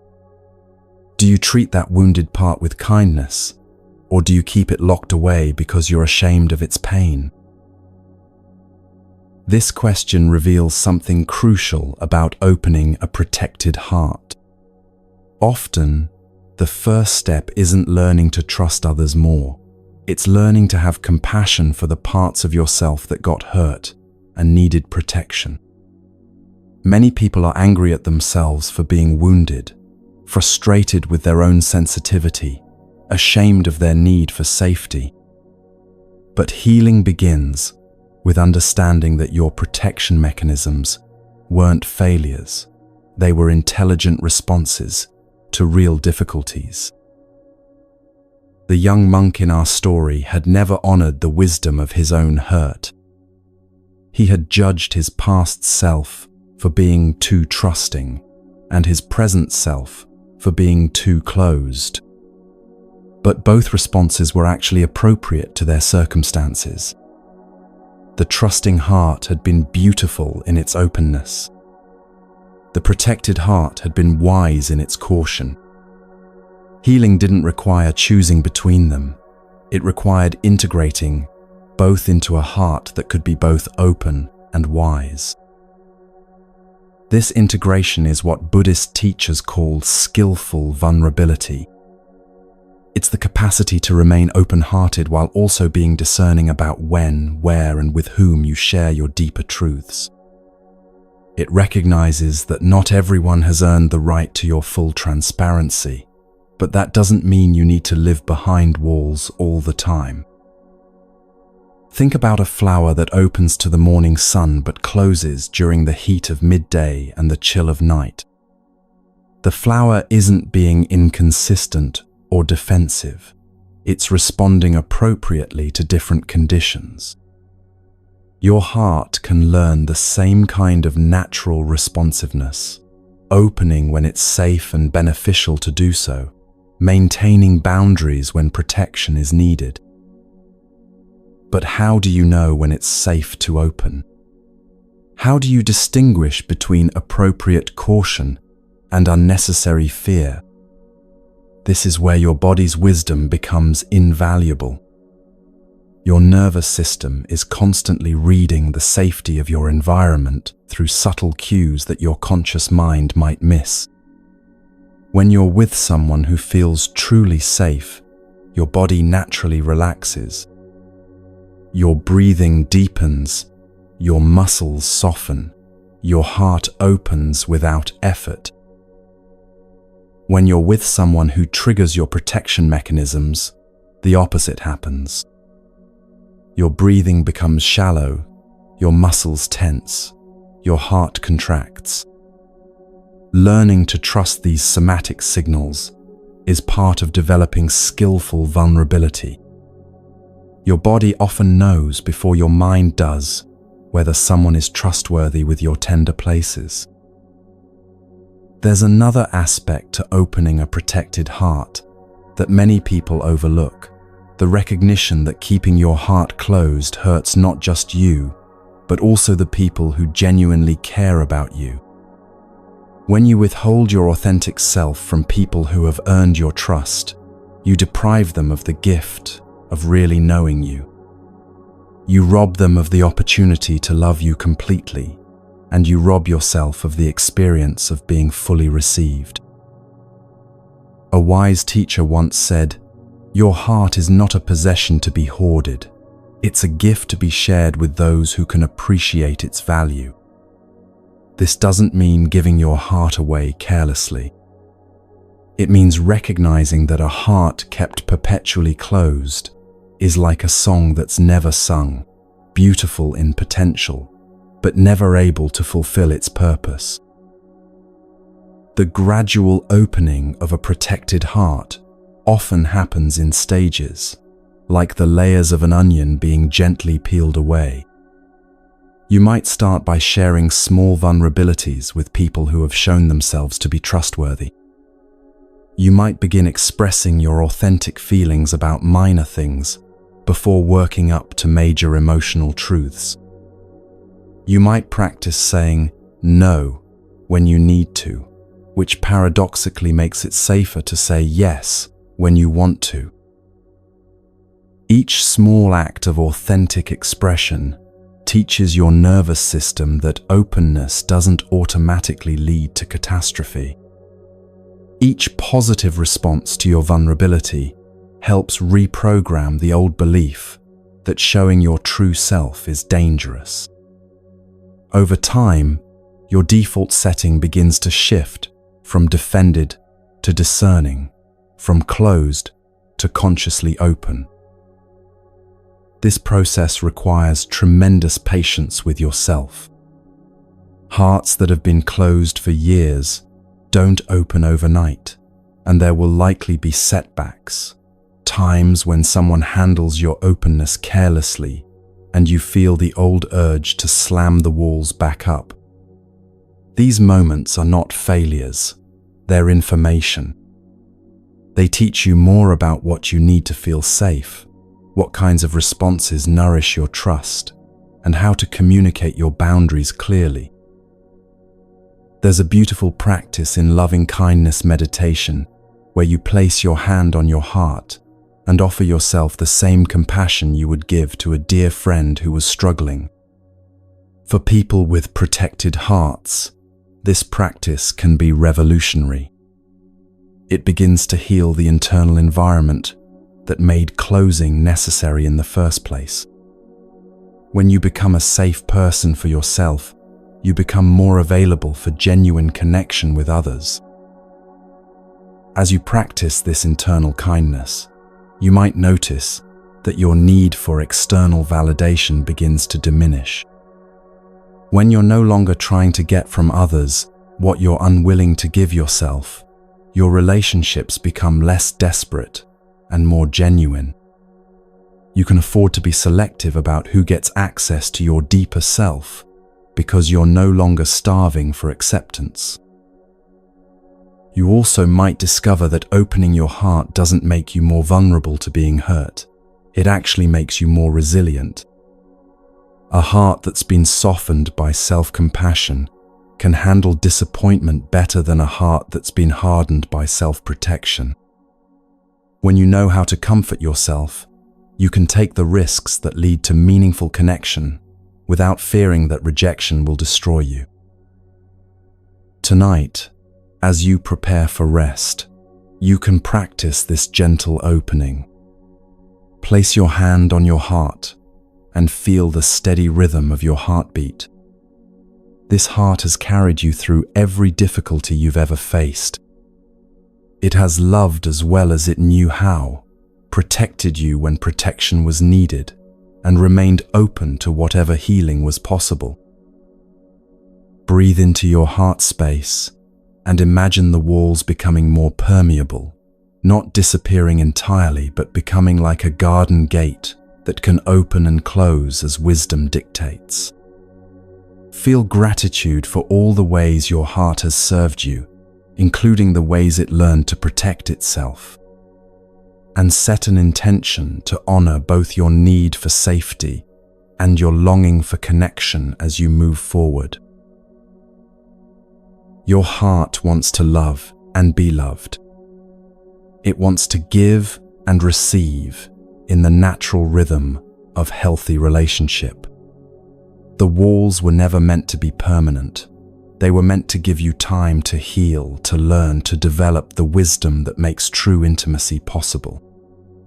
Now you can begin to trust that your heart is strong enough to handle both the joy and the sorrow that come with genuine connection. Like the garden that thrived when its walls became gates, your life becomes more beautiful when your heart learns to open skillfully, protected by wisdom, guided by discernment, but no longer imprisoned by fear. This is the courage that makes love possible. the vulnerability that makes connection real, the openness that allows life to touch you deeply enough to matter.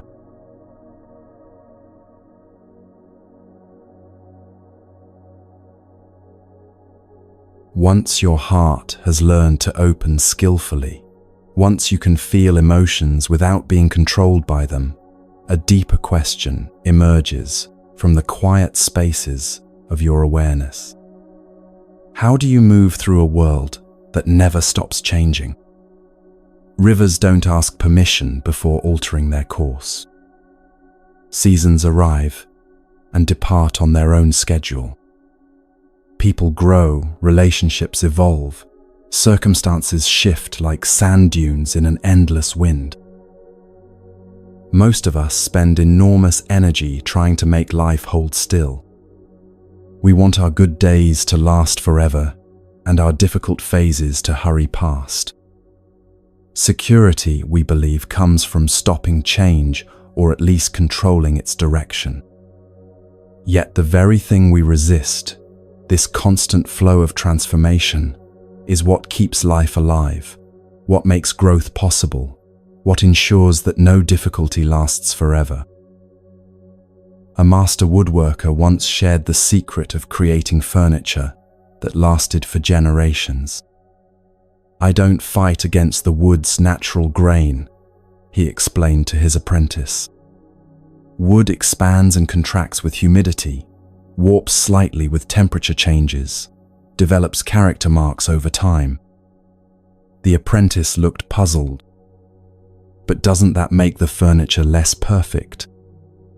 The master smiled, running his hand along a table that had served his family for 50 years. Perfect means working with reality, not demanding that reality be different than it is. This wisdom applies to every aspect of human existence. Relationships that try to remain exactly the same gradually become brittle and break. Bodies that resist the natural aging process often suffer more than those that adapt gracefully to each life stage. Minds that insist on controlling every outcome exhaust themselves fighting currents they cannot redirect. Buddhist philosophy calls this resistance to natural flow dukkha, often translated as suffering, but more accurately understood as the friction that occurs when life pushes against our rigid expectations. A wheel that's perfectly round rolls smoothly down any road. But a wheel with flat spots created by our demands for how the journey should go creates bumps, jerks, and unnecessary wear on the entire vehicle. Picture a river carving its path through a landscape over thousands of years. Water doesn't argue with mountains. Instead, it finds the most efficient route around obstacles, gradually wearing away what can be changed, while flowing around what cannot. The river reaches the sea not through force, but through persistence, flexibility, and an unwavering commitment to its ultimate direction, despite countless detours along the way. You possess this same capacity for intelligent adaptation. When circumstances shift unexpectedly, you can rage against the change, or you can ask yourself, how do I flow skillfully with what's actually happening? When relationships evolve beyond your comfort zone, you can demand they return to familiar patterns or explore what new forms of connection might be possible. When your body ages, when your career changes direction, when life dismantles plans you thought were permanent, you face the same choice the river faces: fight uselessly against reality, or find the most graceful way to work with it. An elderly tea master was known throughout her region for the extraordinary quality of her ceremonies. Students would travel great distances to learn her techniques, expecting to memorize precise movements and exact timing. Instead, she taught them something unexpected. Every tea ceremony is different, she would say, because every moment is different. The temperature of the water varies slightly. The humidity affects how the tea leaves unfold. Each guest brings unique energy to the gathering. Mastery lies not in performing identical movements, but in responding perfectly to what this specific moment requires. This teaching points toward what Taoists call Wu Wei, action that arises naturally from present circumstances rather than from predetermined scripts. Wu Wei doesn't mean passivity. A master musician doesn't passively let her fingers fall randomly on the keys. Rather, she responds so fluidly to the music's emerging requirements that technique becomes invisible, leaving only pure expression. Living in Wu Wei means developing the sensitivity to feel when to act and when to wait, when to speak and when to listen, when to persist and when to pivot. This sensitivity cannot be learned through rules or formulas. Like the tea master adapting to each ceremony's unique conditions, you must cultivate the capacity to read each situation freshly rather than applying yesterday's solutions to today's challenges. Consider how different your days become when you approach them with this flowing awareness. Instead of forcing yourself through a rigid schedule, regardless of your energy levels, you learn to work with your natural rhythms. Rather than demanding that conversations follow predetermined agendas, you become curious about where authentic dialogue wants to lead.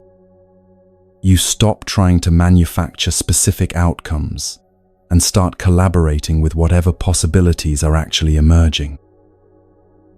This shift requires redefining what strength means. Many people equate strength with rigidity, the ability to maintain the same position regardless of external pressures. But observe bamboo during a typhoon. The strongest trees are those that bend so far they nearly touch the ground, then spring back to vertical when the storm passes. They survive not because they're unmovable, but because they're incredibly flexible while remaining rooted in something deeper than surface appearances. Your own roots run deeper than your circumstances. Beneath the changing conditions of your external life lies an awareness that remains constant. The same consciousness that witnessed your childhood is witnessing this moment. Jobs may come and go, relationships may evolve or end, your body will age and eventually die, but the awareness experiencing all of this remains mysteriously unchanged. When you learn to rest in this deeper stability, surface changes become less threatening and more interesting. A young farmer inherited land that experienced severe droughts every few years. His neighbors constantly complained about the unpredictable weather, always surprised and frustrated when dry seasons arrived. But this farmer studied the patterns, learned which crops thrived in different conditions, and developed multiple water conservation strategies. When droughts came, he was ready. When abundant rains returned, he celebrated without becoming attached to the temporary abundance. Weather changes, he would say simply. My job is to farm skillfully regardless of which weather shows up. This farmer understood something crucial about working with life's natural cycles. Change isn't an interruption to normal life. Change is normal life. Expecting things to remain stable is like expecting the ocean to stop having waves. Once you accept that flux is the fundamental nature of existence, you can stop being surprised by change and start developing the skills needed to navigate it gracefully. These skills include learning to recognize the early signs of transition before they become crises. Rivers don't suddenly decide to change course. They gradually find new channels as landscapes shift beneath them. Similarly, most major life changes give subtle signals long before they become unavoidable. Relationships show stress before they break. Bodies develop minor symptoms before serious illness. Career dissatisfaction builds gradually before exploding into crisis. When you're flowing with life rather than fighting it, you become more sensitive to these early signals. You notice when your energy feels misaligned with your commitments. You recognize when patterns that once served you have become constraining. You feel when relationships need attention before they become troubled. This awareness allows you to make small course corrections that prevent major disruptions. But what about when major disruptions come anyway? When change arrives uninvited and unwelcome? Even then, the river's wisdom applies. Water doesn't become bitter when it encounters boulders. It doesn't waste energy, resenting obstacles, or demanding they move. Instead, it finds the path of least resistance, while maintaining its essential nature and ultimate direction. A meditation teacher lost her voice completely due to a rare neurological condition. For months, she grieved the loss of her primary means of sharing wisdom. Her students expected her to retire, to retreat from teaching since speaking had become impossible. Instead, she discovered new forms of transmission. Her written words carried deeper precision because they required more careful crafting. Her silent presence during group meditations became more powerful because students had to attune to subtler forms of guidance. What seemed like the end of her teaching career became its transformation into something she never could have planned, but that served her deeper purpose even more effectively. This story illustrates one of the most profound aspects of trusting life's flow, discovering that what appears to be loss often creates space for unexpected forms of fulfillment. The river blocked by a landslide doesn't disappear. It finds new channels, sometimes creating more beautiful waterfalls and pools than existed before the obstruction. Trusting flow doesn't mean becoming passive or abandoning your dreams and goals. Rivers have direction. They're always moving toward the sea. But they don't insist on traveling in straight lines. You can maintain clear intentions about where you want your life to head, while remaining flexible about the route you take to get there. This balance between intention and flexibility becomes especially important during life's major transitions. Whether you're changing careers, ending a relationship, moving to a new place, or facing illness, these threshold periods often feel chaotic and uncertain. The temptation is either to control every detail of the transition or to drift without any sense of direction. Flowing wisdom suggests a third option, holding your intention lightly while staying alert to the opportunities and guidance that emerge along the way. Think about how different it feels to plan a trip where every detail is rigidly scheduled versus one where you have a general destination but remain open to interesting detours. Both approaches can work, but the second often leads to discoveries you never could have anticipated. Life transitions work similarly.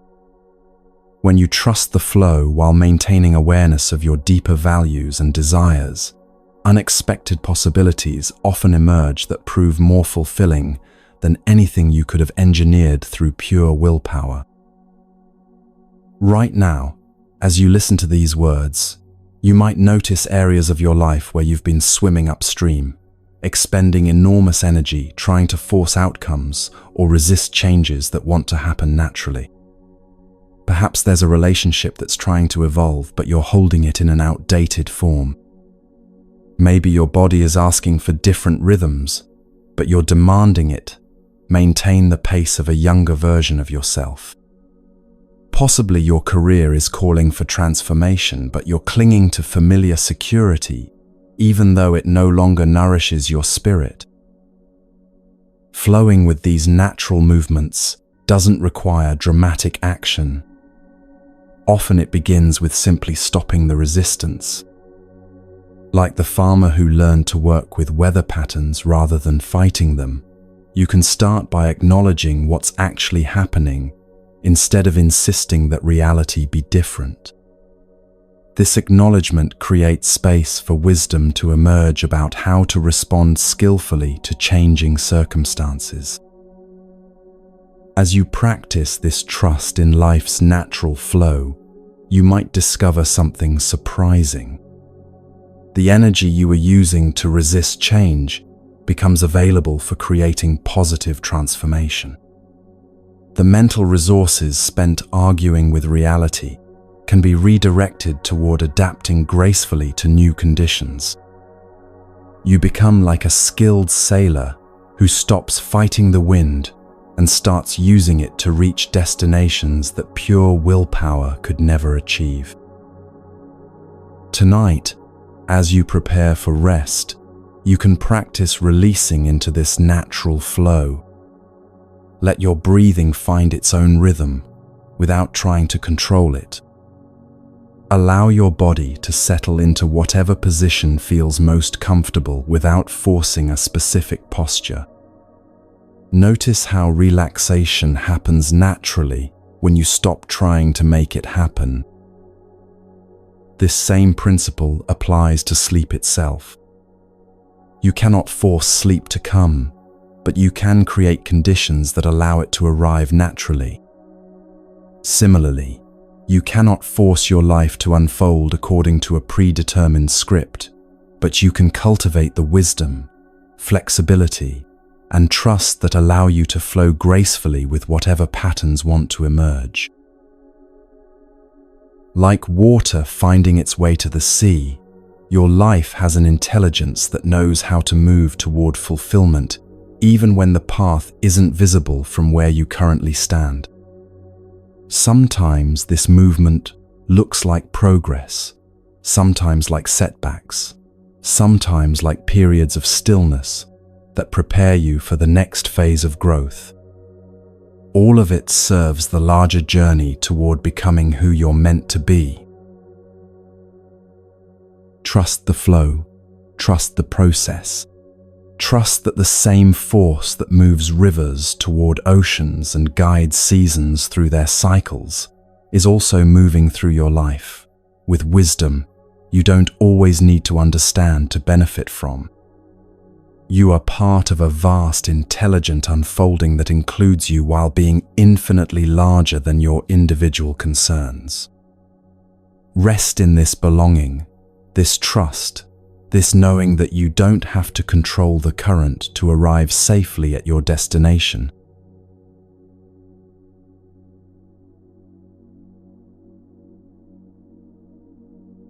There comes a moment in every spiritual journey when all the skills you've learned, all the wisdom you've gathered, all the practices you've mastered begin to feel like elegant preparations for something much simpler and more profound. You've learned to release what doesn't belong to you, to stop carrying mental stones, to hold outcomes lightly, to make peace with the past. Yet beneath all this learning, a deeper invitation waits, the call to let go, not just of specific attachments, but of the very need to manage your existence at all. This is the art of deep surrender, and it's different from everything that came before. Previous teachings asked you to release particular things, other people's emotions, regrets about the past, anxiety about the future. Surrender asks for something more fundamental, releasing the one who thinks they need to do all that releasing. In a remote mountain village, there lived an old woman who had spent decades learning traditional weaving patterns, passed down through generations. Her tapestries were renowned for their intricate beauty and perfect execution. But as her eyes began to fail with age, she could no longer see the fine details that had defined her mastery. Rather than abandoning her craft, she began weaving in complete darkness. Her fingers moved guided by intuition rather than sight, creating patterns that emerged from some deeper knowing than conscious technique. When people saw these new works, they were astounded. The tapestries possessed a quality of spontaneous beauty that surpassed anything she had created during her years of careful control. How do you create such magnificent work without being able to see what you're doing? A visitor asked. The old woman smiled, her hands continuing their rhythmic work. For 50 years, I tried to weave perfect patterns. Now the patterns weave themselves through me. Surrender taught me that the most beautiful things emerge when I stop trying to be the one making them beautiful. This story points towards surrender's deepest mystery. After years of learning how to live skillfully, there comes an invitation to discover what happens when life lives through you, rather than being something you try to live correctly. It's the difference between swimming with great technique and floating in a way that lets the water hold you completely. Most people resist this level of letting go because it feels like giving up, like becoming passive or irresponsible. But authentic surrender is intensely alive and surprisingly active. When the old weaver stopped trying to control every thread, her hands became more responsive to the fabric's needs, not less. When you surrender the exhausting job of micromanaging your existence, energy becomes available for a different kind of engagement with life, one that's more spontaneous, more intuitive, more aligned with forces larger than your individual will. Buddhist teaching describes this as moving from self-power to other power, from relying solely on your personal efforts to opening to a wisdom that transcends your limited perspective. This doesn't mean abandoning responsibility or effort.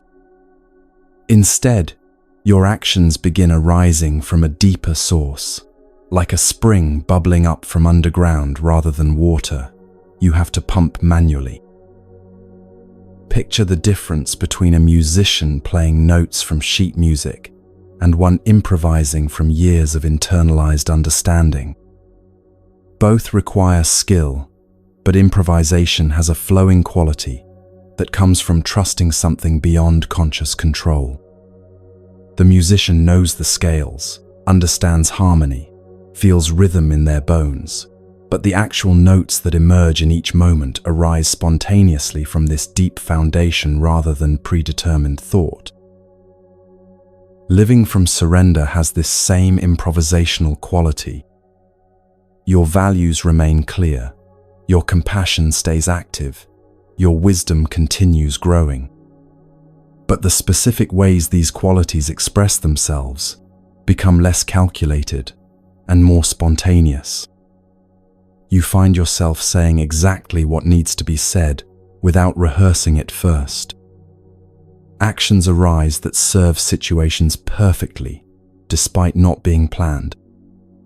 Solutions appear for problems you weren't even consciously working on.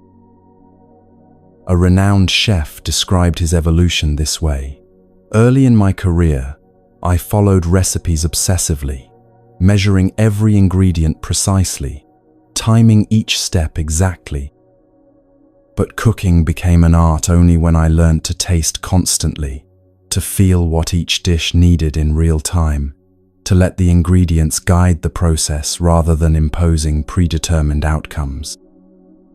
His food became legendary, not when he gained more control over his cooking, but when he developed enough skill to surrender control intelligently. This intelligent surrender requires everything you've learned so far. You cannot let go safely without first developing the wisdom to recognize what deserves your effort and what doesn't. You cannot trust larger forces without first learning to distinguish between your authentic inner guidance and the fearful chatter of ego. You cannot surrender control without first developing enough skill to engage responsively with whatever arises. But once these foundations are established, holding on too tightly to even skillful control becomes another form of suffering. It's like learning to ride a bicycle by holding the handlebars so rigidly that you can't balance properly. At some point, skillful riding requires relaxing your grip and trusting the bicycle's natural tendency to stay upright when it's moving forward. Many meditation students experience this transition during long periods of practice. Initially, they work diligently to concentrate their minds, follow their breath, maintain awareness. These efforts are necessary and beneficial. But eventually, the meditation begins doing itself. Awareness becomes effortless, concentration arises naturally, breath and mind find their own rhythm without conscious management. The meditator realizes they've become the space in which meditation happens, rather than the one making meditation happen. This shift from doing to being extends far beyond formal spiritual practice. Relationships become more authentic when you stop trying to manage how others perceive you and start responding genuinely to what each interaction actually requires. Work becomes more fulfilling when you focus on serving each task's real needs, rather than manufacturing impressive results.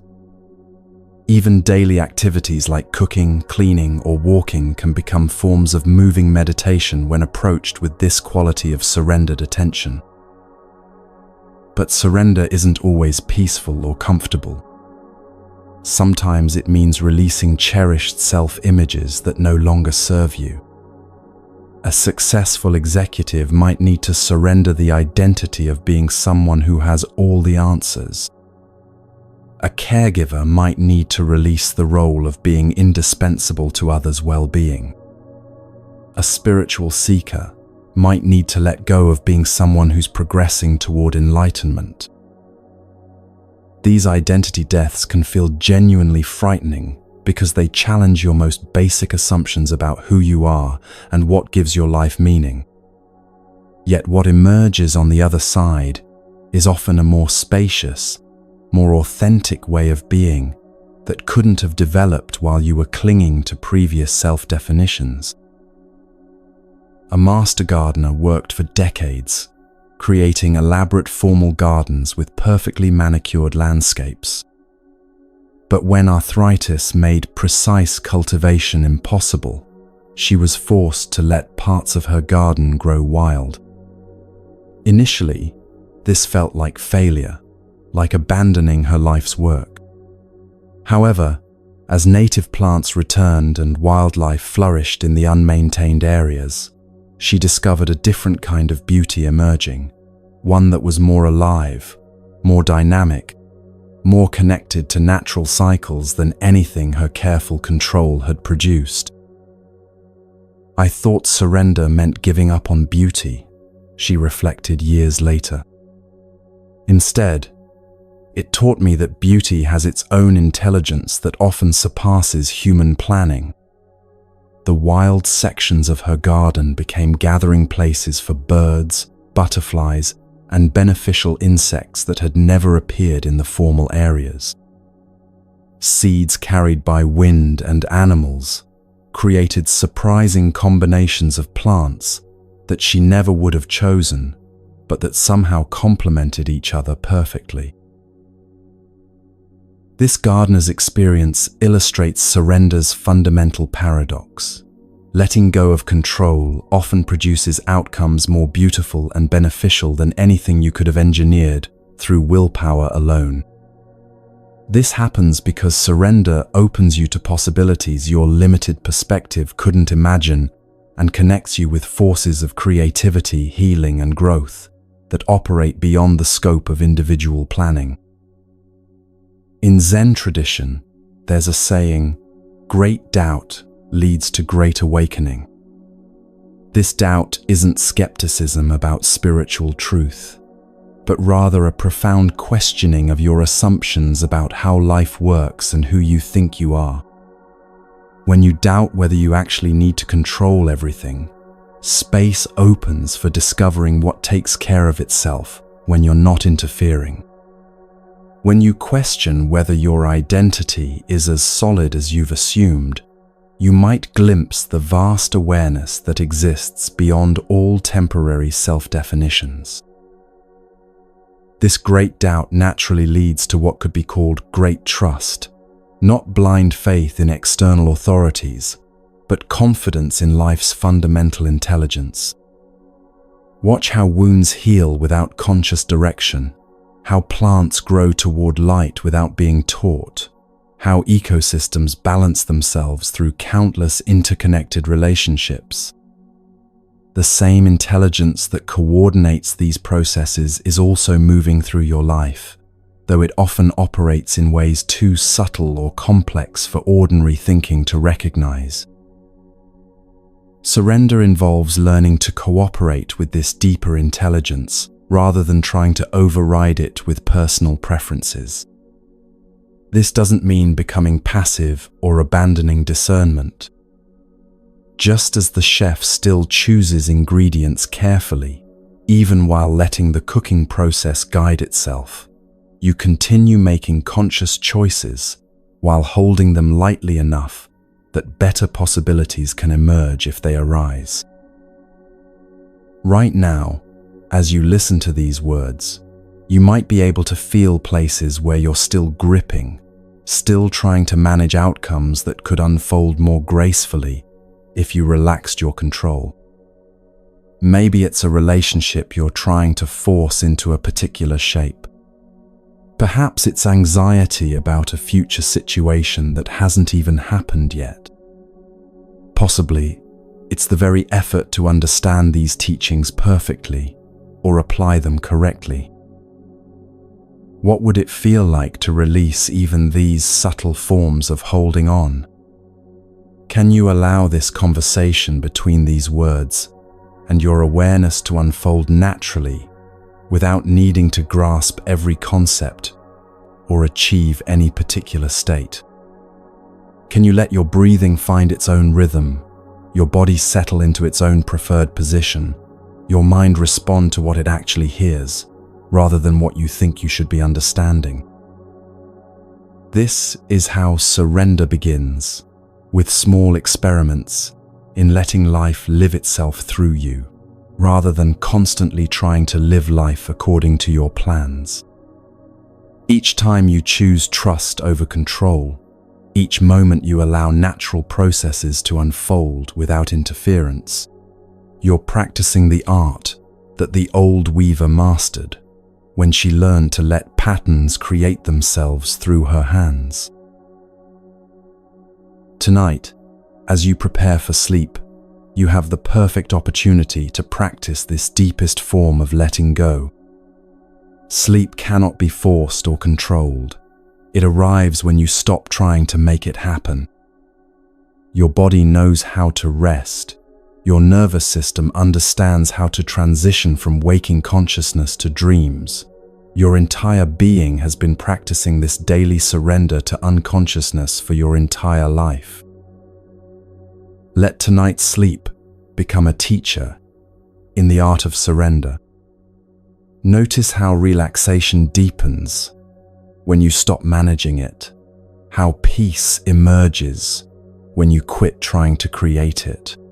How rest comes naturally when you finally trust that you don't need to remain vigilant over every aspect of your existence. The patterns will weave themselves. The garden will find its own beauty. Your life will unfold with an intelligence that surpasses your individual planning when you learn to cooperate with forces larger and wiser than your separate self. This is the ultimate teaching. You don't have to figure everything out, control every outcome, or even understand the deeper purposes being served through your experience.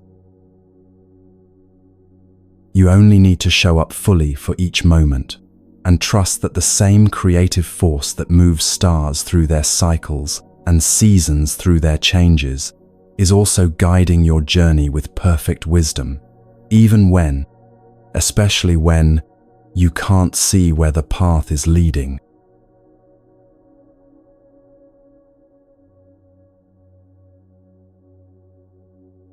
Here we are, having traveled together through landscapes of wisdom that have been offering healing for over 2,000 years.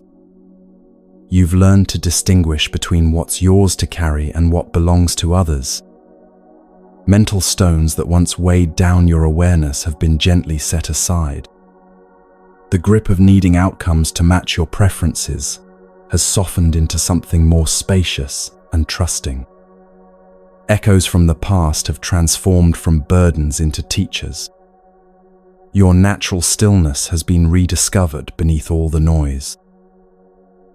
The fire of emotions no longer burns destructively, but warms your heart with wisdom. Walls around your heart have become gates that open and close with conscious choice. Life's natural flow has become a current you work with, rather than against. And finally, you've touched the edges of what it means to let existence live through you rather than constantly trying to manage every detail of your experience. But perhaps the most profound teaching of all is this: none of these insights need to be grasped, perfected, or turned into new burdens of spiritual achievement. They're more like seeds that have been planted in the fertile soil of your awareness, seeds that will grow naturally when conditions are right, without forcing or constant tending. There's an ancient story about a student who approached her teacher after years of intensive practice, carrying a heavy bag filled with books, meditation cushions, prayer beads, and various spiritual tools. "Master," she said, "I've learnt so many techniques, memorized countless teachings, practiced every method you've shared. Yet I still feel like something essential is missing." The teacher looked at the overflowing bag and smiled gently. "Come with me," she said, leading the student to a simple room that contained nothing but a single cushion in the center. "Sit here," the teacher instructed. "But what technique should I use?" the student asked, reaching for her bag of tools. "Just sit," the teacher repeated. "But which teaching should I contemplate?" "None," came the reply. "Then what should I do?" The teacher's eyes twinkled with infinite kindness. "Nothing. Just be what you already are." In that moment, the student realized that all her learning had been preparation for this simple recognition. Beneath every technique, beyond every teaching, prior to every spiritual accomplishment, there was already a completeness that needed nothing added to it. The bag of tools wasn't wrong. It had served its purpose by bringing her to this point of understanding. But now she could set it down and discover what remained when even spiritual striving was released. This is where your own journey arrives tonight. Everything you've learned through these hours has been leading to this moment of recognition. You don't need to become someone different to find peace. You don't need to perfect any technique or eliminate all difficulties from your life. You don't need to carry these teachings like additional weight in an already full bag. Instead, you can let everything you've heard tonight settle into your being the way water soaks into parched earth. Some insights will take root immediately, growing into new ways of responding to daily challenges. Others will lie dormant until circumstances arise that call them forth. Some may fade from conscious memory entirely, yet continue influencing your choices in subtle ways you'll never directly notice. This natural integration happens not through effort, but through relaxation. When you stop trying to memorize wisdom and start embodying it, when you quit grasping insights and begin living them, the teachings transform from information into the very fabric of how you move through the world.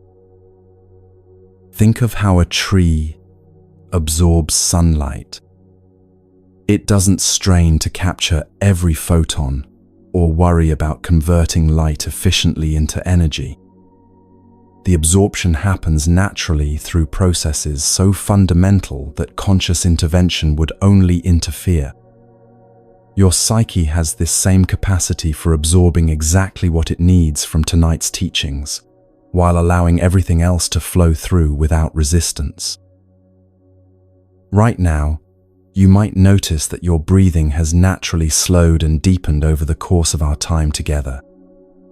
This isn't because you were trying to breathe differently, but because the nervous system automatically relaxes when it's no longer carrying unnecessary burdens. Each teaching that resonated, each weight that was released, each moment of recognition created a little more space for your natural peace to emerge. Feel how different your body feels now compared to when you first began listening. Perhaps there's a softness around your eyes that wasn't there before. Maybe your shoulders have dropped away from your ears without conscious instruction. Possibly your jaw has unclenched, your hands have opened, your heart has expanded just enough to let in a breath of relief. These physical changes reflect deeper shifts in how you're relating to your experience. Where there was tension, spaciousness has appeared. Where there was grasping, allowance has emerged. Where there was resistance, acceptance has quietly taken root. None of this required dramatic transformation or heroic spiritual effort, just the gentle willingness to set down what was never yours to carry. In Zen tradition, there's a beautiful concept called beginner's mind, approaching each moment with fresh eyes, rather than through the filter of accumulated knowledge. Paradoxically, the more you learn about spiritual wisdom, the more important it becomes to hold that learning lightly. Tonight's teachings are most powerful when they become part of your natural responsiveness, rather than mental concepts you try to apply. This means you don't need to remember everything you heard tonight in order to benefit from it. You don't need to create practice schedules or spiritual disciplines around these insights. You don't need to analyze how well you're implementing Buddhist principles or measure your progress toward enlightenment. The deepest integration happens when you simply continue living your life while remaining open to the natural emergence of greater wisdom, compassion, and freedom. Consider how learning to walk happened when you were very young. No one gave you lectures about balance, coordination, or the physics of bipedal locomotion. You simply kept trying to move forward, falling down, getting back up, gradually developing the complex set of skills that now allow you to walk without thinking about it. Spiritual development often follows the same pattern, organic, gradual, more about falling gracefully than achieving perfection. Tomorrow morning, you won't wake up as a completely different person. The same life circumstances will be waiting for your attention. Similar challenges and opportunities will arise. But something subtle yet significant will have shifted in how you meet these familiar situations. You might notice yourself responding rather than reacting, choosing rather than defaulting to old patterns, breathing through difficulties that once triggered automatic stress responses. These changes may be so natural that you barely notice them happening. You might find yourself setting down a mental stone without remembering tonight's teaching about carrying unnecessary weight. Perhaps you'll listen to a friend's problems with genuine compassion while spontaneously maintaining healthy emotional boundaries. Maybe you'll face an unexpected change with curiosity rather than immediate resistance, trusting life's flow without conscious reference to anything you learned about rivers tonight. This unconscious integration is actually a sign that the teachings have taken root at a level deeper than mental understanding. Like water absorbed by thirsty soil, wisdom that truly serves you becomes invisible as separate knowledge and emerges as transformed being. As you prepare now for the final transition into sleep, you can practice this ultimate form of letting go. Release any effort to hold on to insights from tonight. Allow your mind to stop processing and analyzing what you've heard. Let go of any agenda to be different tomorrow because of what you've learned today. Simply rest in the recognition that you are already complete, exactly as you are. Everything you've sought through spiritual seeking, everything you've hoped to find through self-improvement, everything you've imagined would come through achieving perfect inner peace. All of it has been present in you all along, waiting not to be created, but to be uncovered. Like the student who discovered that what she was seeking was what was already sitting in the empty room, you can recognize that the peace you've been traveling toward has been the very awareness that's been listening to these words all along. The wisdom you've been gathering has been emanating from the intelligence that understands these teachings without effort. The love you've been cultivating has been the natural warmth of the heart that's been beating steadily throughout this entire journey. Tonight, as sleep welcomes you into its healing embrace, you don't need to take anything with you into dreams except this simple knowing: you are enough. You have enough. You are already home in yourself. The seeds have been planted. The garden will grow itself. Your only job now is to rest in the fertile silence where all wisdom grows, where all peace abides, where all love originates and returns. Let everything dissolve now: the teachings, the teacher, the one who learned, even the distinction between waking and sleeping. What remains is what was always here: pure awareness, naturally peaceful, completely free, eternally at rest in its own boundless nature. This is your true home, and you've never actually left it. Welcome back to yourself. Welcome to this moment, where nothing needs to be different, for everything to be perfect. Welcome to the peace that was never lost, and therefore never needs to be found.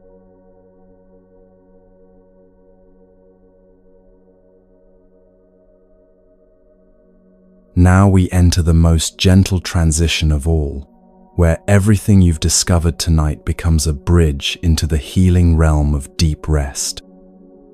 There's nothing left to learn, nothing more to understand, nothing to accomplish or achieve. Your only invitation now is to let your body remember what it has always known: how to surrender completely into profound relaxation. Begin by feeling the weight of your body exactly where it lies. Notice how the surface beneath you rises up to meet you, supporting every curve and angle without effort or complaint. Your body has carried you faithfully through this entire journey tonight, and now it's time to offer it the gift of complete release.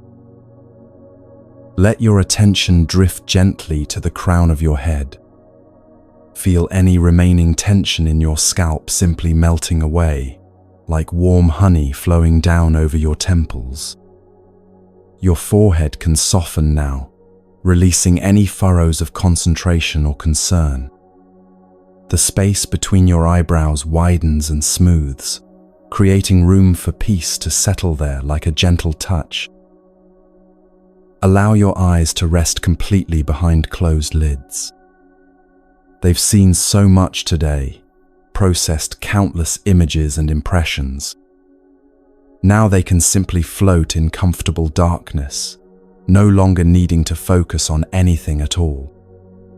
Your jaw unclenches naturally, creating space between your teeth. Your tongue rests softly in your mouth, no words left to speak. Feel this wave of relaxation flowing down through your neck and shoulders. These shoulders have carried so much weight, not just tonight, but for years. Let them drop away from your ears, sinking down toward the earth with grateful surrender. Your arms become heavy and loose, like water finding its natural level. Your hands open completely, palms soft, fingers naturally curved.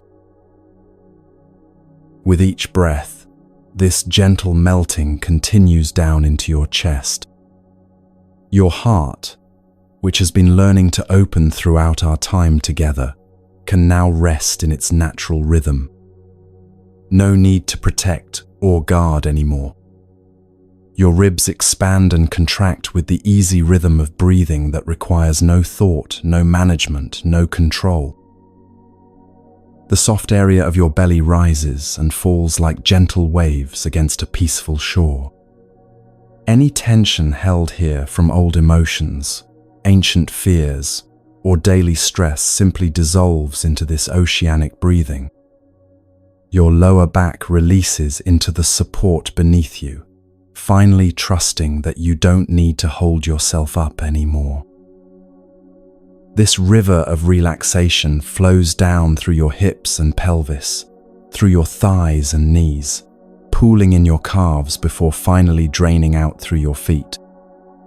Your entire body becomes like still water, perfectly at rest, needing nothing, holding nothing, just peacefully being. As your physical form settles into this profound quiet, all the teachings from tonight begin weaving themselves into the fabric of your being. You don't need to consciously review them or try to remember every detail. They're becoming part of your cells, part of your breath, part of the wisdom your body carries forward. The understanding about releasing others' emotions becomes a gentle strength in your nervous system.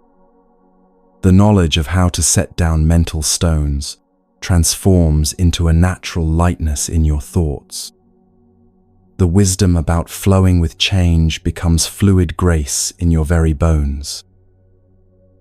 All the walls around your heart have become doors that open and close with love's own intelligence.